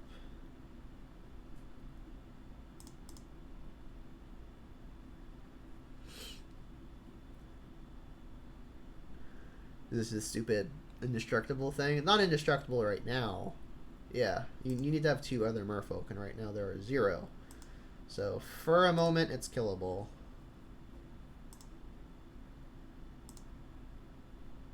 Ooh, nice. Land? Perfect. Thank you, Bob. Well, that gets countered by the Chalice, but Pulse is going to take care of the Svelin.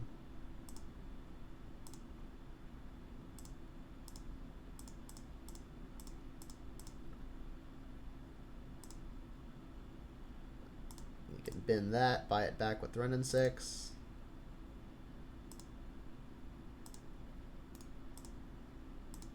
Perfect, perfect, perfect. Alright, so remember, Bolt can't go upstairs via Chalice. Cool. Well, that was pretty decisive. On to game 3. Things like Oof do seem weaker on the draw. The Veil didn't really look like it was going to be too impressive. Maybe now that I'm on the draw, the Bobs get worse. But honestly, I still don't want to bring them the discard, especially on the draw. These Voidwalkers still don't seem good. It's like this is the one maybe. I think I'd rather just keep the Bobs. Just resubmit.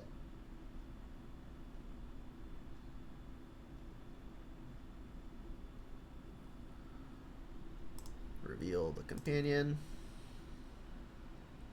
Yikes. Red Source would make this hand absolutely insane. We've got 1 extra draw at it. It's so bad if we miss. Have to ship. If this were even like a Blackleaf Cliffs, I would for sure keep. But this being a non-red land means I think I have to ship. This is much better. Keep. And then honestly, I think I'm just bottoming the card I can't cast. And I'm just going to kill basically everything as soon as I can.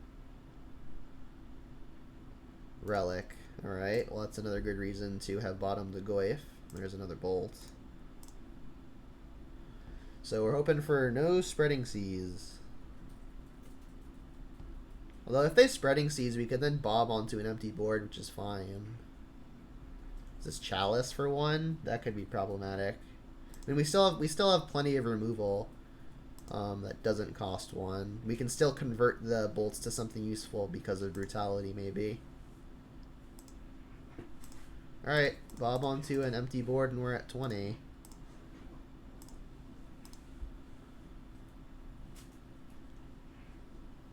That much feels good. Is this Svelin? Svelin's gonna be a problem. Oh, Regery? Sure. So I think I'm going to Brutality that. Terminate's going to kill whatever at any time. But if they play another Lord, we're going to have a hard time dealing with this. We found another Blackleaf Cliffs. Sure. So yeah, I think I'm going to escalate. Maybe even just going all of the way. There aren't very many instants or sorceries in the deck. But I mean, the 1-mana things are doing nothing in hand unless we find like a Kolaghan's Command or something. So if we 2-mode it, discard a single copy of Bolt. I think I'm just going to 3-mode it, though. Like, if we hit something, it's excellent, and if we don't, these bolts weren't doing anything anyway.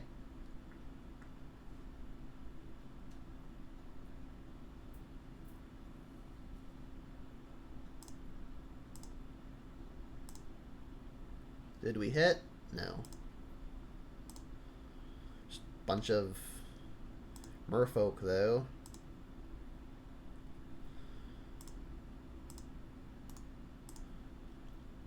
So we can kill the first thing. They can't double spell unless they find an island. I guess Silvergill is also quite annoying.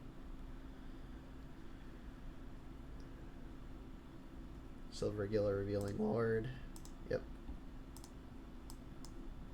No land, please. Damn.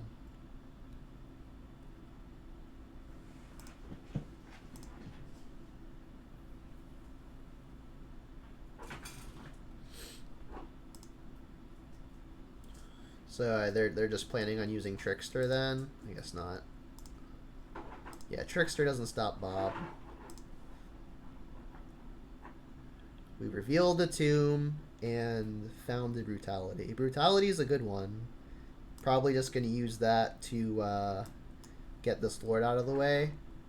And then I could then terminate and attack. Kind of liking that plan. I could escalate, discarding the Blood Crypt. That all seems good. So 2 modes, -2, -2, drain, cast, kill a Lord, choose an opponent to drain, ditch a Blood Crypt.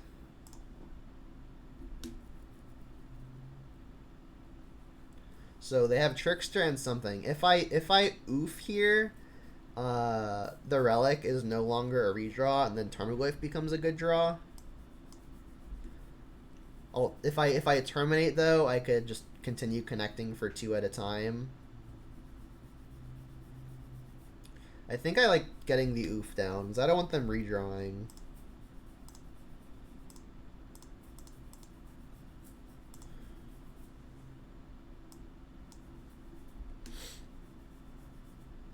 There's no way I'm trading this Bob off.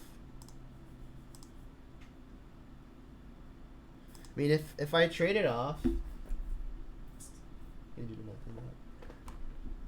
if I trade it off, it would be oof versus Trickster and a random card where I have a terminate. But then we're at parity. I don't know that my best draw is better than their like Svelens and stuff.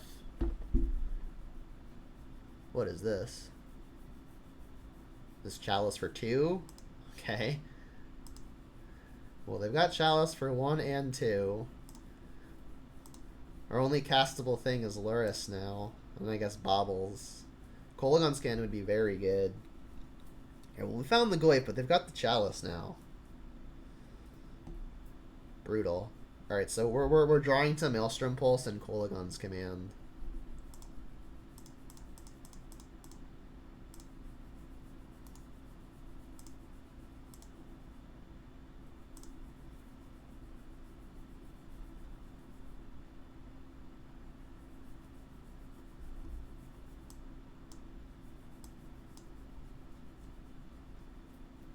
It's a good sign.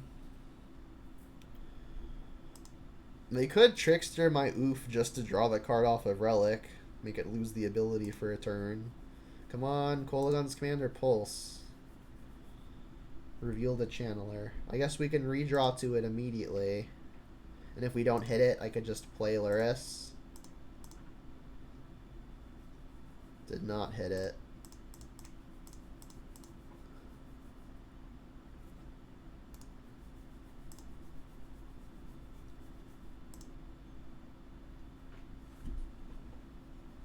Shaping up to be an interesting game. I mean, I can't cast literally a single spell in the deck. Or, I guess, Kolaghan's Command and Pulse.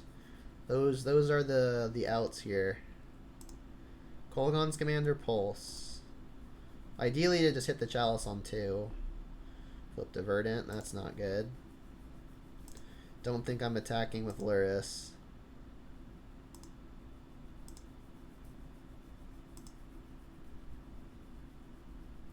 They just don't want to flash in Trickster. Well, at least they're flooding. I got that much going for me. Alright, let's take a non-Kolaghan's Command, non-Maelstrom Pulse card out of the deck. Still at 18 life with this Bob going. That's kind of healthy. And again, most things cost 1 or 2. You can redraw immediately. There it is. So it's kind of curious. Most of my spells actually just most of my good spells actually just cost 1. So I'm actually thinking that I should Kolaghan's Command the Chalice that's on 1, and I guess have the opponent discard or something. If I do it now, I can play Dragon Rage Channeler. They've got so much mana that if they do have a counterspell, it kind of doesn't matter. I guess like waiting means that I can't get Spell Pierced, which is reasonable, right? But I'm playing Lurrus. Like there's just almost no chance they've got Spell Pierced in the deck, but I don't know what else their hand would be. I mean, while they've illustrated that they're willing to just play the draw go game, I think I'd rather just not get got by a Spell Pierce. I'll discard, I guess, a 2-drop.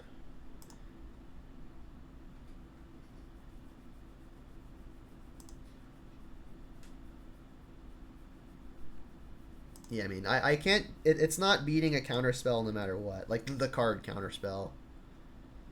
Revealed Collector, oof.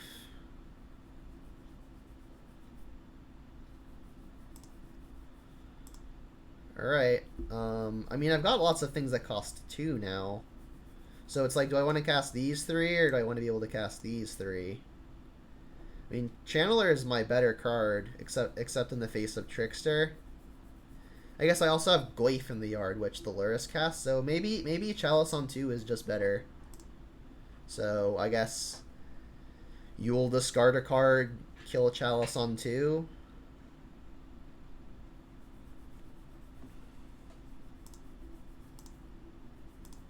This turns on their 2-drops as well, but they have Cavern, so they were always kind of on. So they've got the card counter spell, or I guess like the return a land to your hand equivalent. This isn't going to be great. Looks like they don't have it though. They ditched a Vial. I guess their hand could be Vials. And then I'll cast a Gwaif off of Lurrus here. Sure. They still do just have this relic, but Ufa's doing a good job at stopping it. Again, they could do this for a turn, which they could do even if I left them with the Vial. Left them with the Chalice, I mean. Yeah, I ain't attacking. Bob is doing Bobby things. I really don't know what their hand could be if not for more things like Vial. There's this Felon. They've only got 1 Merfolk though, so as long as they don't play another, it won't be indestructible. They could flash in a Trickster, which means that I would have to Brutality the Silvergill first before terminating, given that Brutality is sorcery speed. We flip a Kroxa. Alright, so let's just full escalate this, get some info. We've got so many cards. So yeah, again doing this so they can't like flash in a Trickster and give their spell an indestructible. I guess we'll ditch some number of 1s. I'll ditch Channeler, we can recast that anyway. And then I guess I should ditch the Oof because then I could use Lurrus. Use the Lurrus this turn. We'll say okay. I'll pay the 1.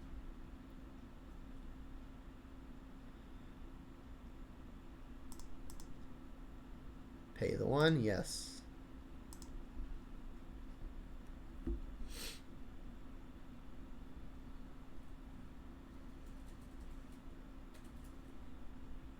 This game is looking up.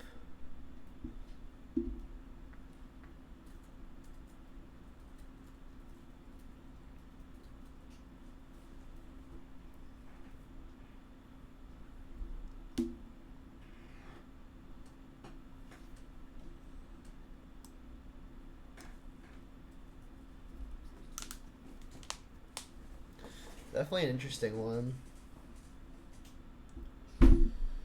Yeah, it really is just relics and tricksters. Funny. Alright, so now that they've only got 1 trickster, we know that we can terminate the Svelin.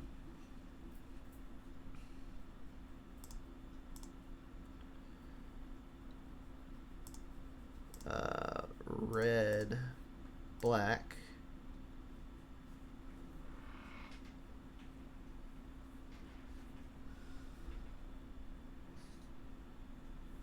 And then if I just attack with everything into the Trickster, what's the worst that can happen?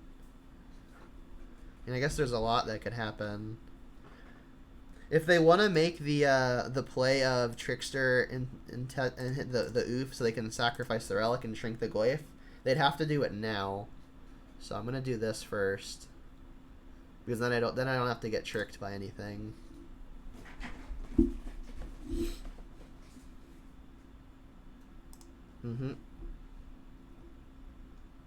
So now they can pop the relic.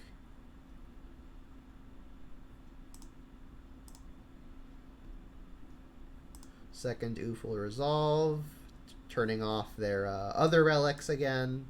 And then now do I want to attack? Trading either Lurrus or Kroxa? I don't think so. Honestly, I'm so far ahead on resources that at this point it's probably acceptable. Let's just hit with Bob. It was like I could just recast it.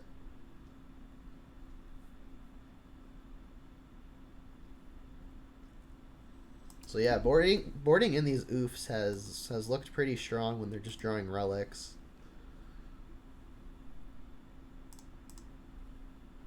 If they want to attack, I guess I'll trade for an oof. I'm so far ahead on resources that if I'm 1-for-1ing, I feel like I'm just pulling farther ahead. Another Spellin. Okay. So their hand is just relic.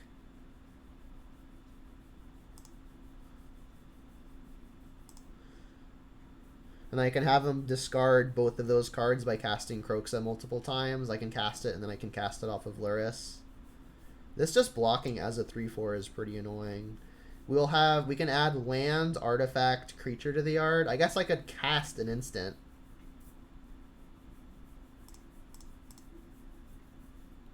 It'll get countered, but, you know, it is what it is.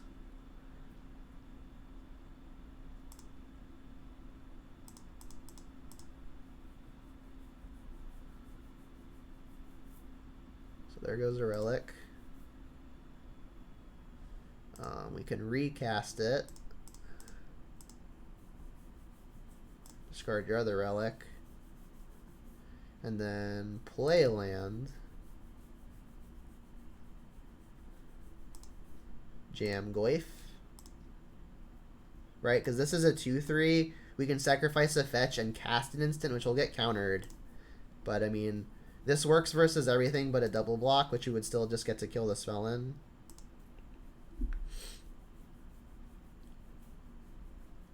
Yeah, let's still fetch, get in the extra damage, I think.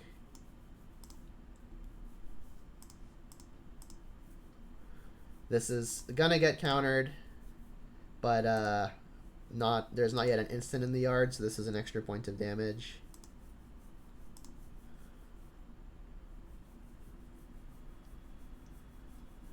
And then now we're just gonna cast Kroxa basically every turn.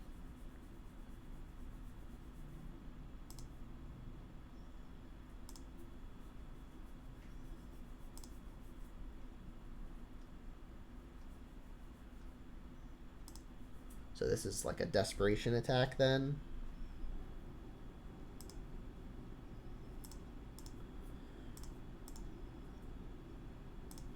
If they end up killing oofs, we can just recast them. Nice. 3-1, pretty solid. Got a nice sized crowd here tonight as well. I want to thank everyone for coming out. And if you're not already following, it's a great free way to support what I do. And this is basically what I do right here. Is I play various Jund piles. So if Jund is what you like to see, this is where you'll find a lot of it. And everything that I do is uploaded to my YouTube channel, and you can find the various links to my social medias, including YouTube, right below my face, or linked to my Twitch page itself. Wait, this would be great with a fetch, but we do not have a fetch. So this is looking like a ship.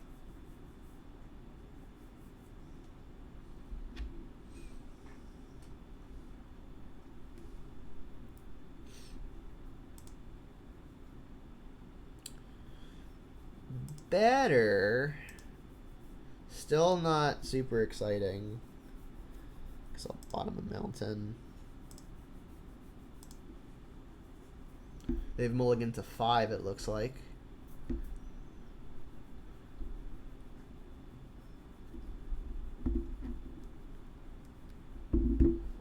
Spire Bluff off of a mulligan to 5. Interesting. Another land. So I guess I will bobble target myself, which can help me determine how I want to play this Thoughtseize. Inquisition on top. I probably want that, to be honest. Just really shred their hand and then just have Lurrus to follow up. So I'll shock this, so that way I can draw it. Oh, wow. Alright, well, I guess I'll take the Jace and wish I had not kept the Inquisition on top.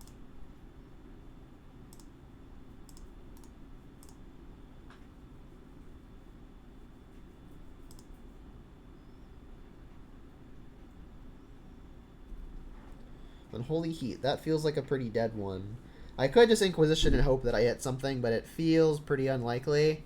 Honestly, if they find the Cascade spell, they're just going to cast it immediately. So this is kind of the one turn window where Inquisition would do anything anyway. So I'll fire it off and expect to miss. But if I hit, cool. And they did have it. Geez, so glad I did. I was about to get Rhino'd. Might get Rhino'd anyway, but we'll see. This will get, I guess, Stomping Ground. Then we can get basic Swamp, and our lands are pretty perfect. Bobble. I guess I could Bobble myself, which will help me determine how I want to tap. Renin 6 on top. I don't think I want that. So let's just fetch the Swamp. Put Lurrus to hand. And then hope to dodge the Cascade spell.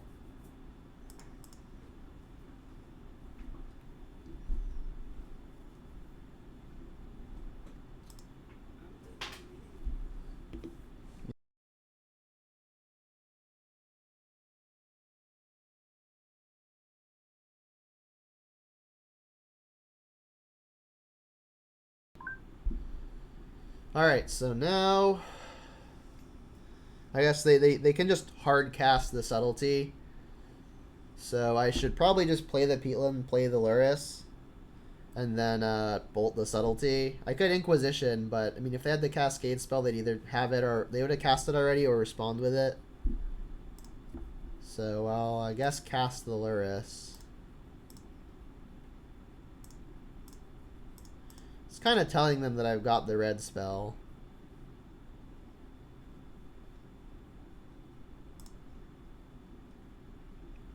And the Holy Heat doesn't quite tag it. And I guess I'll just put Lurrus to top. Top. Alright, so still hoping to dodge the Cascade. I mean, at this point, if they Cascade, I can kill one Rhino.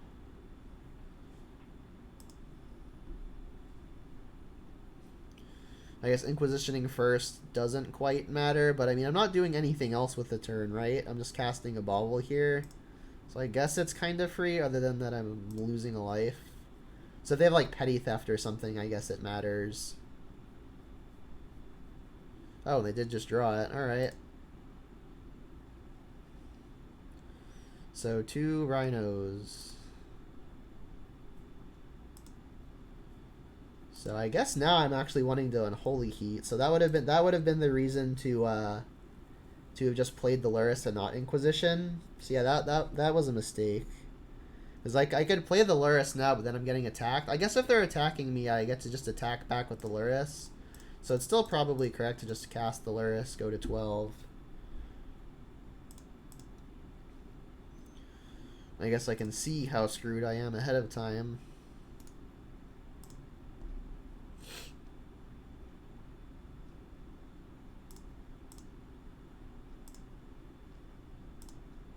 Bone Crusher. Oh, God, that's so bad. That's got to be their perfect, right? Like, it's got to be. I mean, they're definitely casting Bone Crusher, so I guess I'll block.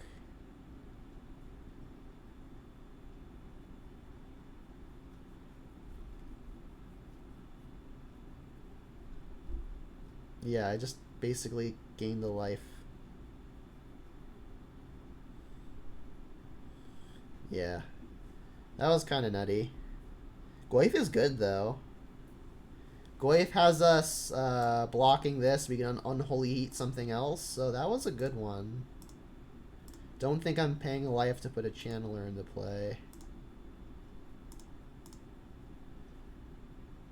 So I'm going to hope they jam and I can block, kill a thing, go to 3. Oh, or they could just draw ice. Alright, I'm dead.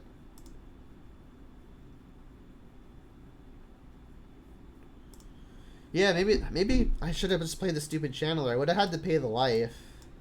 But I would have been alive. Like, channeler could have blocked Bone Crusher. I could have unholy heated. Veil seems good for... All their interactive stuff is basically blue. I think this is it. I'm thinking I want to just take out most of the 1-for-1s. Renin 6 doesn't really do much. Kolagon's command doesn't really do much either.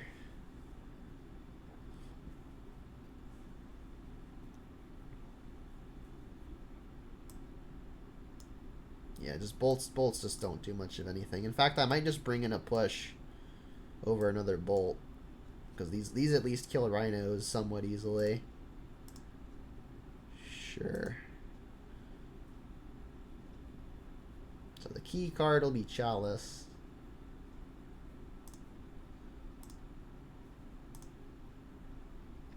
Don't have the Chalice, but we've got everything else. Keep. So I'll go Blood Crypt, Channeler, Bauble.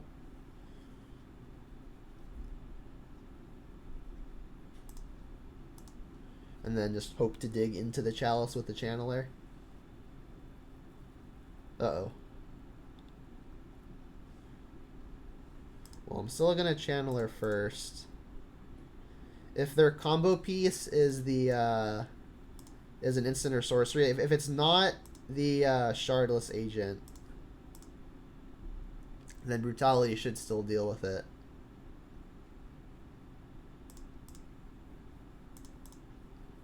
Come on, Chalice. It's not Chalice. They are playing the Teamer Rhino deck.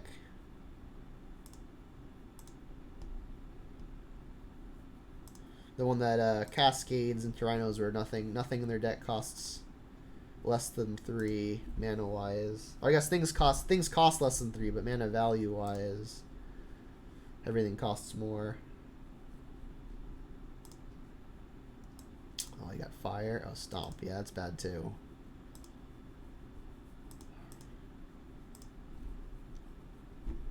Chalice. Darn. Well, I guess if their route to combo is Shardless Agent, the Thoughtseize actually deals with that, so I should use the Thoughtseize. Alright. Well, their hand is doo-doo. They could still just draw the Cascade spell, and from there I kind of can't win.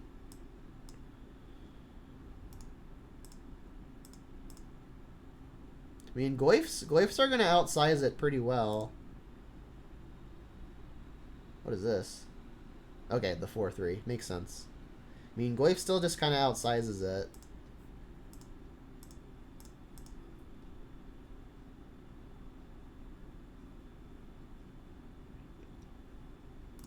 Alright, trying to dodge Cascade spells.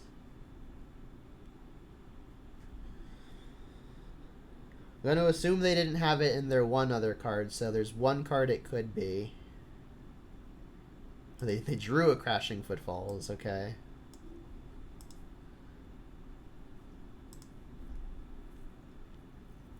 There's the Chalice. Alright, let's attack.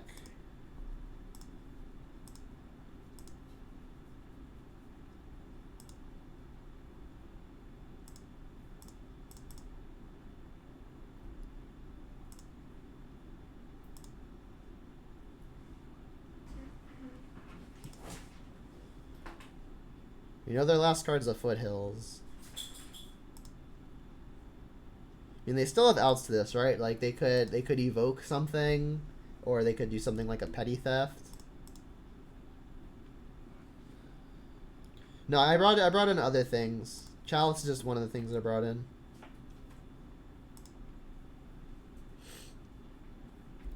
Channeler. I think I'm just holding up Kolagon's command here and attacking for both. The thing that blows me out the worst is if they have the endurance, which is the green 3/4 flash, which attacks a graveyard. They didn't have it, so that's good. I guess I'm just gonna pass because I can Kolagon's command them, and then even if I can't attack next turn, I can just brutality them and kill them that way.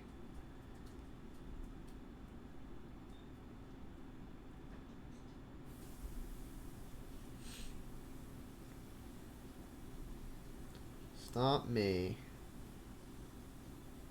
Yeah, endurance. The whole cycle is pretty sweet. I like it a lot. The whole cycle is, I think, fairly balanced. I like how, like, if you're gonna print free spells, at least make them answers as opposed to threats. Alright, so they're just dead. So I'll have you discard a card and just shock you.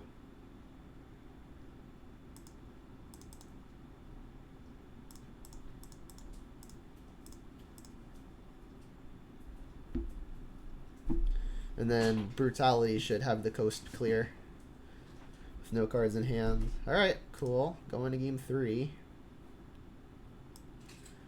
Not thinking that I want to make many changes. In fact, I think I don't want to. I mean, Bolt kills Bone Crusher, but so does just about everything else. Key card, still Chalice. Yeah, I think MH2 kind of hit the nail on the head. I mean, most of the modern decks now are kind of like MH2 tribal. But, I mean, everything out of it's pretty fair.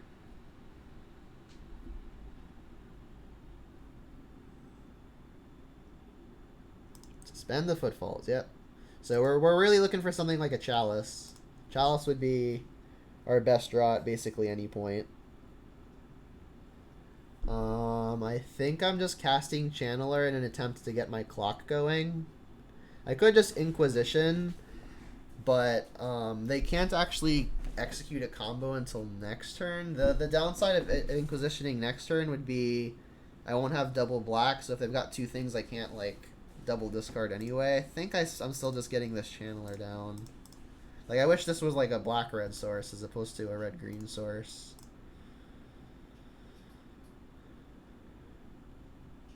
Yeah, Goif has proven to be pretty pivotal in this matchup because it's one of the few things in the deck that just sizes up a Rhino on its own.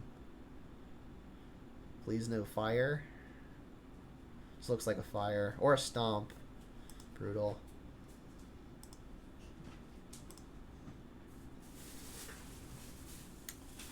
Pushes are not really what I'm wanting to be seeing. Guess I'm going to just try to not die.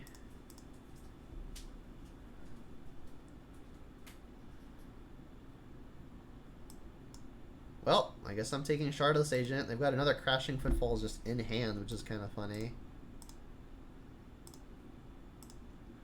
We've got the Veil of Summer for the Cryptic at some point. We can compete with some number of Rhinos via just all the removal we have in hand.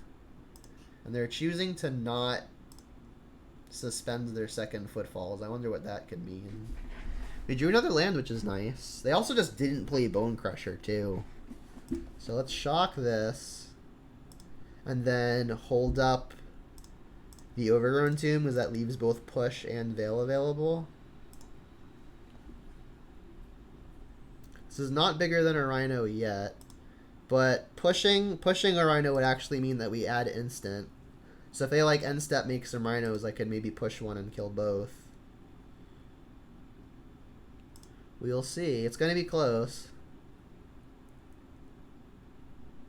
Yeah, it's looking like they have it. They didn't cast the Bone Crusher. We know there are other two cards.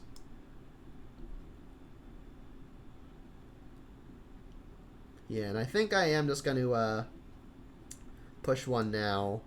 Because we don't want to get messed up by a cryptic, right?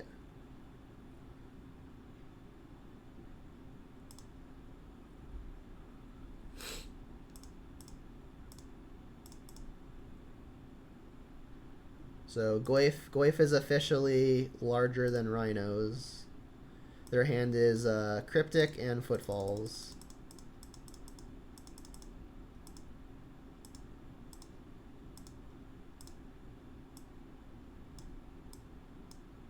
Bone Crusher, yep.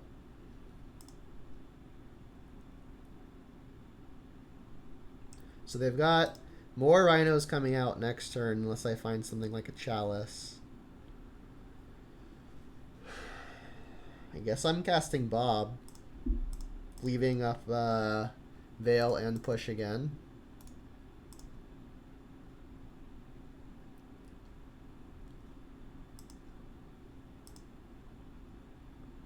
Gonna be close.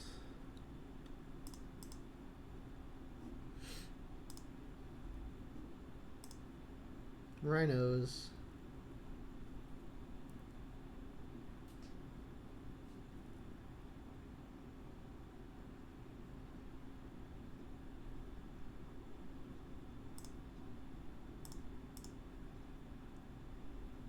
Got him.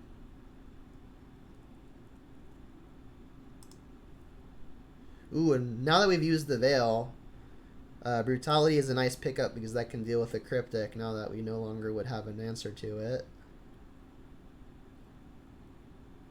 There goes the other Footfalls on Suspend. We have until then to find a Chalice. Drawing 2 cards a turn. Gwaif's a good find. Voidwalker's a fine find. So they're actually 2 blue away from the Cryptic anyway. So I think this is a turn where I should just continue to put shields up. Is it worth it to start attacking? If I attack and they do like a double block, for example, I could push one and then just like play another Goyf. Thing is, I don't actually have a way to add a type to the art. I've got instant sorcery creature. I for sure want to get another Goyf down, so it's just a question of do I want to attack. I mean, if I'm just sitting back on these Goyfs, I think I'm okay. And now I'll leave up red for Bolt and Unholy Heat.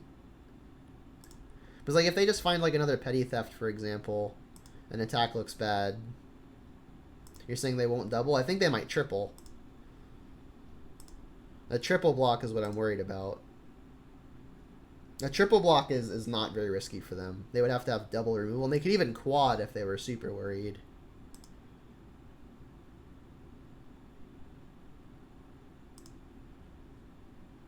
Still a few blue away.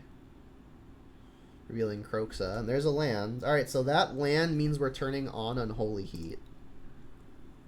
And then I think I want to actually just get the Voidwalker down, because that could be a way that we chip in for damage while we're stalemated.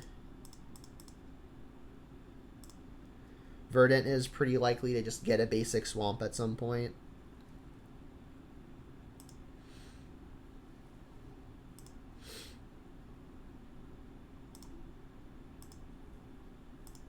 Alright, Bob is hopefully going to break us through in a stall.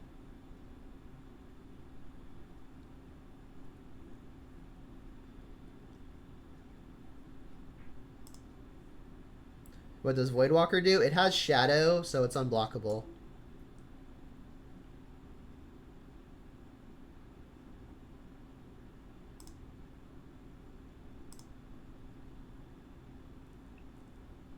Ooh, we drew a Pulse.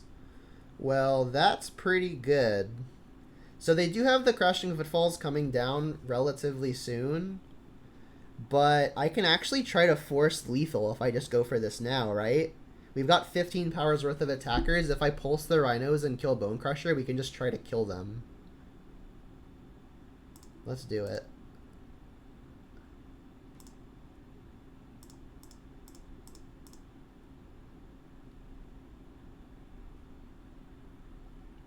I'll go to 5 off of pushing Bone Crusher off of a swamp.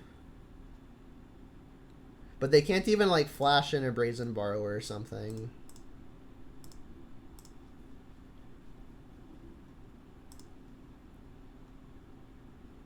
Yeah, Voidwalker could Cryptic tap for lethal, but the Cryptic doesn't really look like it's getting cast. Alright, 15. Sick. Yeah, the read was that they just didn't have anything, so I like going for the kill there. Alright, so we wrap it up at a 4-1. So this is already kind of a long recording, so I'm going to go ahead and do my little deck tech / wrap up that I like to do at the end of every league for purposes of the recording. So the experiment here was companioning Lurrus, and it obviously in this 5-match sample size went pretty well. We played against the Teamer Cascade deck twice, which we beat twice. And we played against Mill, which we beat, and we played against... Honestly, I don't remember what the fourth win and one loss was. I'll probably remember at some point. But overall, the deck just felt very, very smooth. I don't think I missed Bloodbraid at all, which is what Companioning Lurrus denies. Also denies Liliana of the Veil. Liliana is kind of something I did miss, but if Liliana is the only card that I would really want to be able to play, but is the only thing that stops me from companioning the Lurrus, I should probably just bite the bullet and companion the Lurrus, because having Lurrus as a companion is got to be worth more than just Liliana, right? So we're also playing the Delirium package, which felt very good. Dragon's Rage Channeler was excellent. It's just a really efficient 1-mana threat. You can kind of get the whole like Delver strategy going. So like with traditional Jund, I find myself to be the control deck a lot of the time. This deck can definitely be the control deck, but more often than not, I'm wanting to be the aggro / beatdown deck. So Channeler is, I think, the main contributing piece to that mindset. But I mean, the card's just very, very good, and the ability to filter through the deck and find the necessary pieces for the situation has felt really, really powerful. And lots of strategies are using Dragon's Rage Channeler to good effect. And why not Jund too? So it's been doing well, and I've continued to like it. Dark Confidant was absolutely excellent this league. It's a card that I'm pretty excited to be playing. In a format where there aren't a whole lot of aggro decks that care about detrimenting life total really, really quickly, Bob tends to shine. So if there's lots of mid-range and combo out there, which there kind of is right now, and even control, Bob really shines. So this is looking like a pretty good positioning for Dark Confidant, and this 5-match league I think was really able to highlight it. We only cast Voidwalker a small handful of times, and it was always fine, so not much to say there other than it continues to be completely serviceable. The Unholy Heats were pretty much equivalent to the Fatal Pushes, which is what they were replacing. I usually run a 3-bolt 3-push split, but I'm kind of soft to answers to Planeswalkers, and an Unholy Heat can tag Planeswalkers, and with the idea that Delirium is pretty much always turned on, this is kind of just like a 1-mana. This is basically Fatal Push that can hit Planeswalkers, and we didn't really see any Planeswalkers, but it was never bad. It was never bad in the sense that I wish I had a Fatal Push over it. So Unholy Heat, I think, still continues to be promising. Terminates have continued to be great. Oh, the loss was to the blue-red Murktide deck, where we mulliganed in Game 3 down to 6 and just could not draw a second land on the play. So, unfortunate, but versus Murktide, I still think Terminate is the premier 2-mana removal spell over Assassin's Trophy, because I really, really dislike giving opponents lands, especially when their spells cost usually only 1 or 2 mana, because that's going to represent an extra spell every single turn for them. And that can really have us falling behind. I really don't like Assassin's Trophy. I think Terminate is much better right now. And I think it's even more worth it to be playing Terminate if you're playing Unholy Heat, because you can Assassin's Trophy Planeswalkers, but not with Terminate. But having Unholy Heat as that additional out to Planeswalkers, I think makes Terminate even more worth it. What else do I have to talk about? I guess Kroxa has just continued to be very, very good. It's kind of the only 4-drop, air quotes, in the deck that we're able to play with the Lurrus, and it has just continued to be very good. I think 2 is a solid number. The discard sweep has felt good. 4 Inquisition, 2 Thoughtseize. There's, again, not a lot of super aggro-y stuff out there, so maybe we could get away with the 3rd Thoughtseize. but there also isn't that much big mana out there, and lots of people who are playing mid-range decks now just companion Lurrus, so Inquisition hits everything anyway. So I think 4-2 split probably correct. I really like this split of 3 mana spells. The pulse has been good in multiple spots, killing multiple permanents with a single spell, which has been great. And then we didn't play against any super devoted artifact decks this time around, but Kolaghan's Command still just a fine grindy tool, even in the absence of artifact strategies. The Chalices were good. We played against the Cascade deck twice. They were excellent there. The Veils were good versus the Cascade decks as well, because most of the interaction is blue. The Brutalities were excellent, taking instant and sorceries and also killing various merfolk and also various smaller creatures. The Oofs did well. I'm pretty skeptical of Oof in general, because a lot of the artifact go-wide decks, the powerful artifacts don't necessarily have abilities. They're just big bodies. And Oof doesn't really combat, say, Affinity, for example, where they're just slamming Mirror Empyreans and activating Urza Saga. But, I mean, it still turns off stuff like plating and just, like, random stuff like that. So, I mean, I'm not going to not bring it in when I've got it in my sideboard versus stuff like Affinity, but I don't think it'll be the end-all, be-all. It just so happens that we played against Merfolk that drew most of their relics, and it ended up doing well versus them. And then Grudge we didn't see, but I imagine it would have been fine. Spellbomb was fine. It did its job pretty much as intended, and then the Damning Sphere we just never really brought in. So that's going to be the full summary of this league. I'm going to go ahead and end the recording there. If you're watching this on YouTube and you're not already subscribed, definitely do it. It's a great free way to support what I do. And if you like Jund content, this is where you're going to find it. So hit that like button, hit that subscribe button, and I hope to see you back real soon. So until next time, have a good one, and Jund out.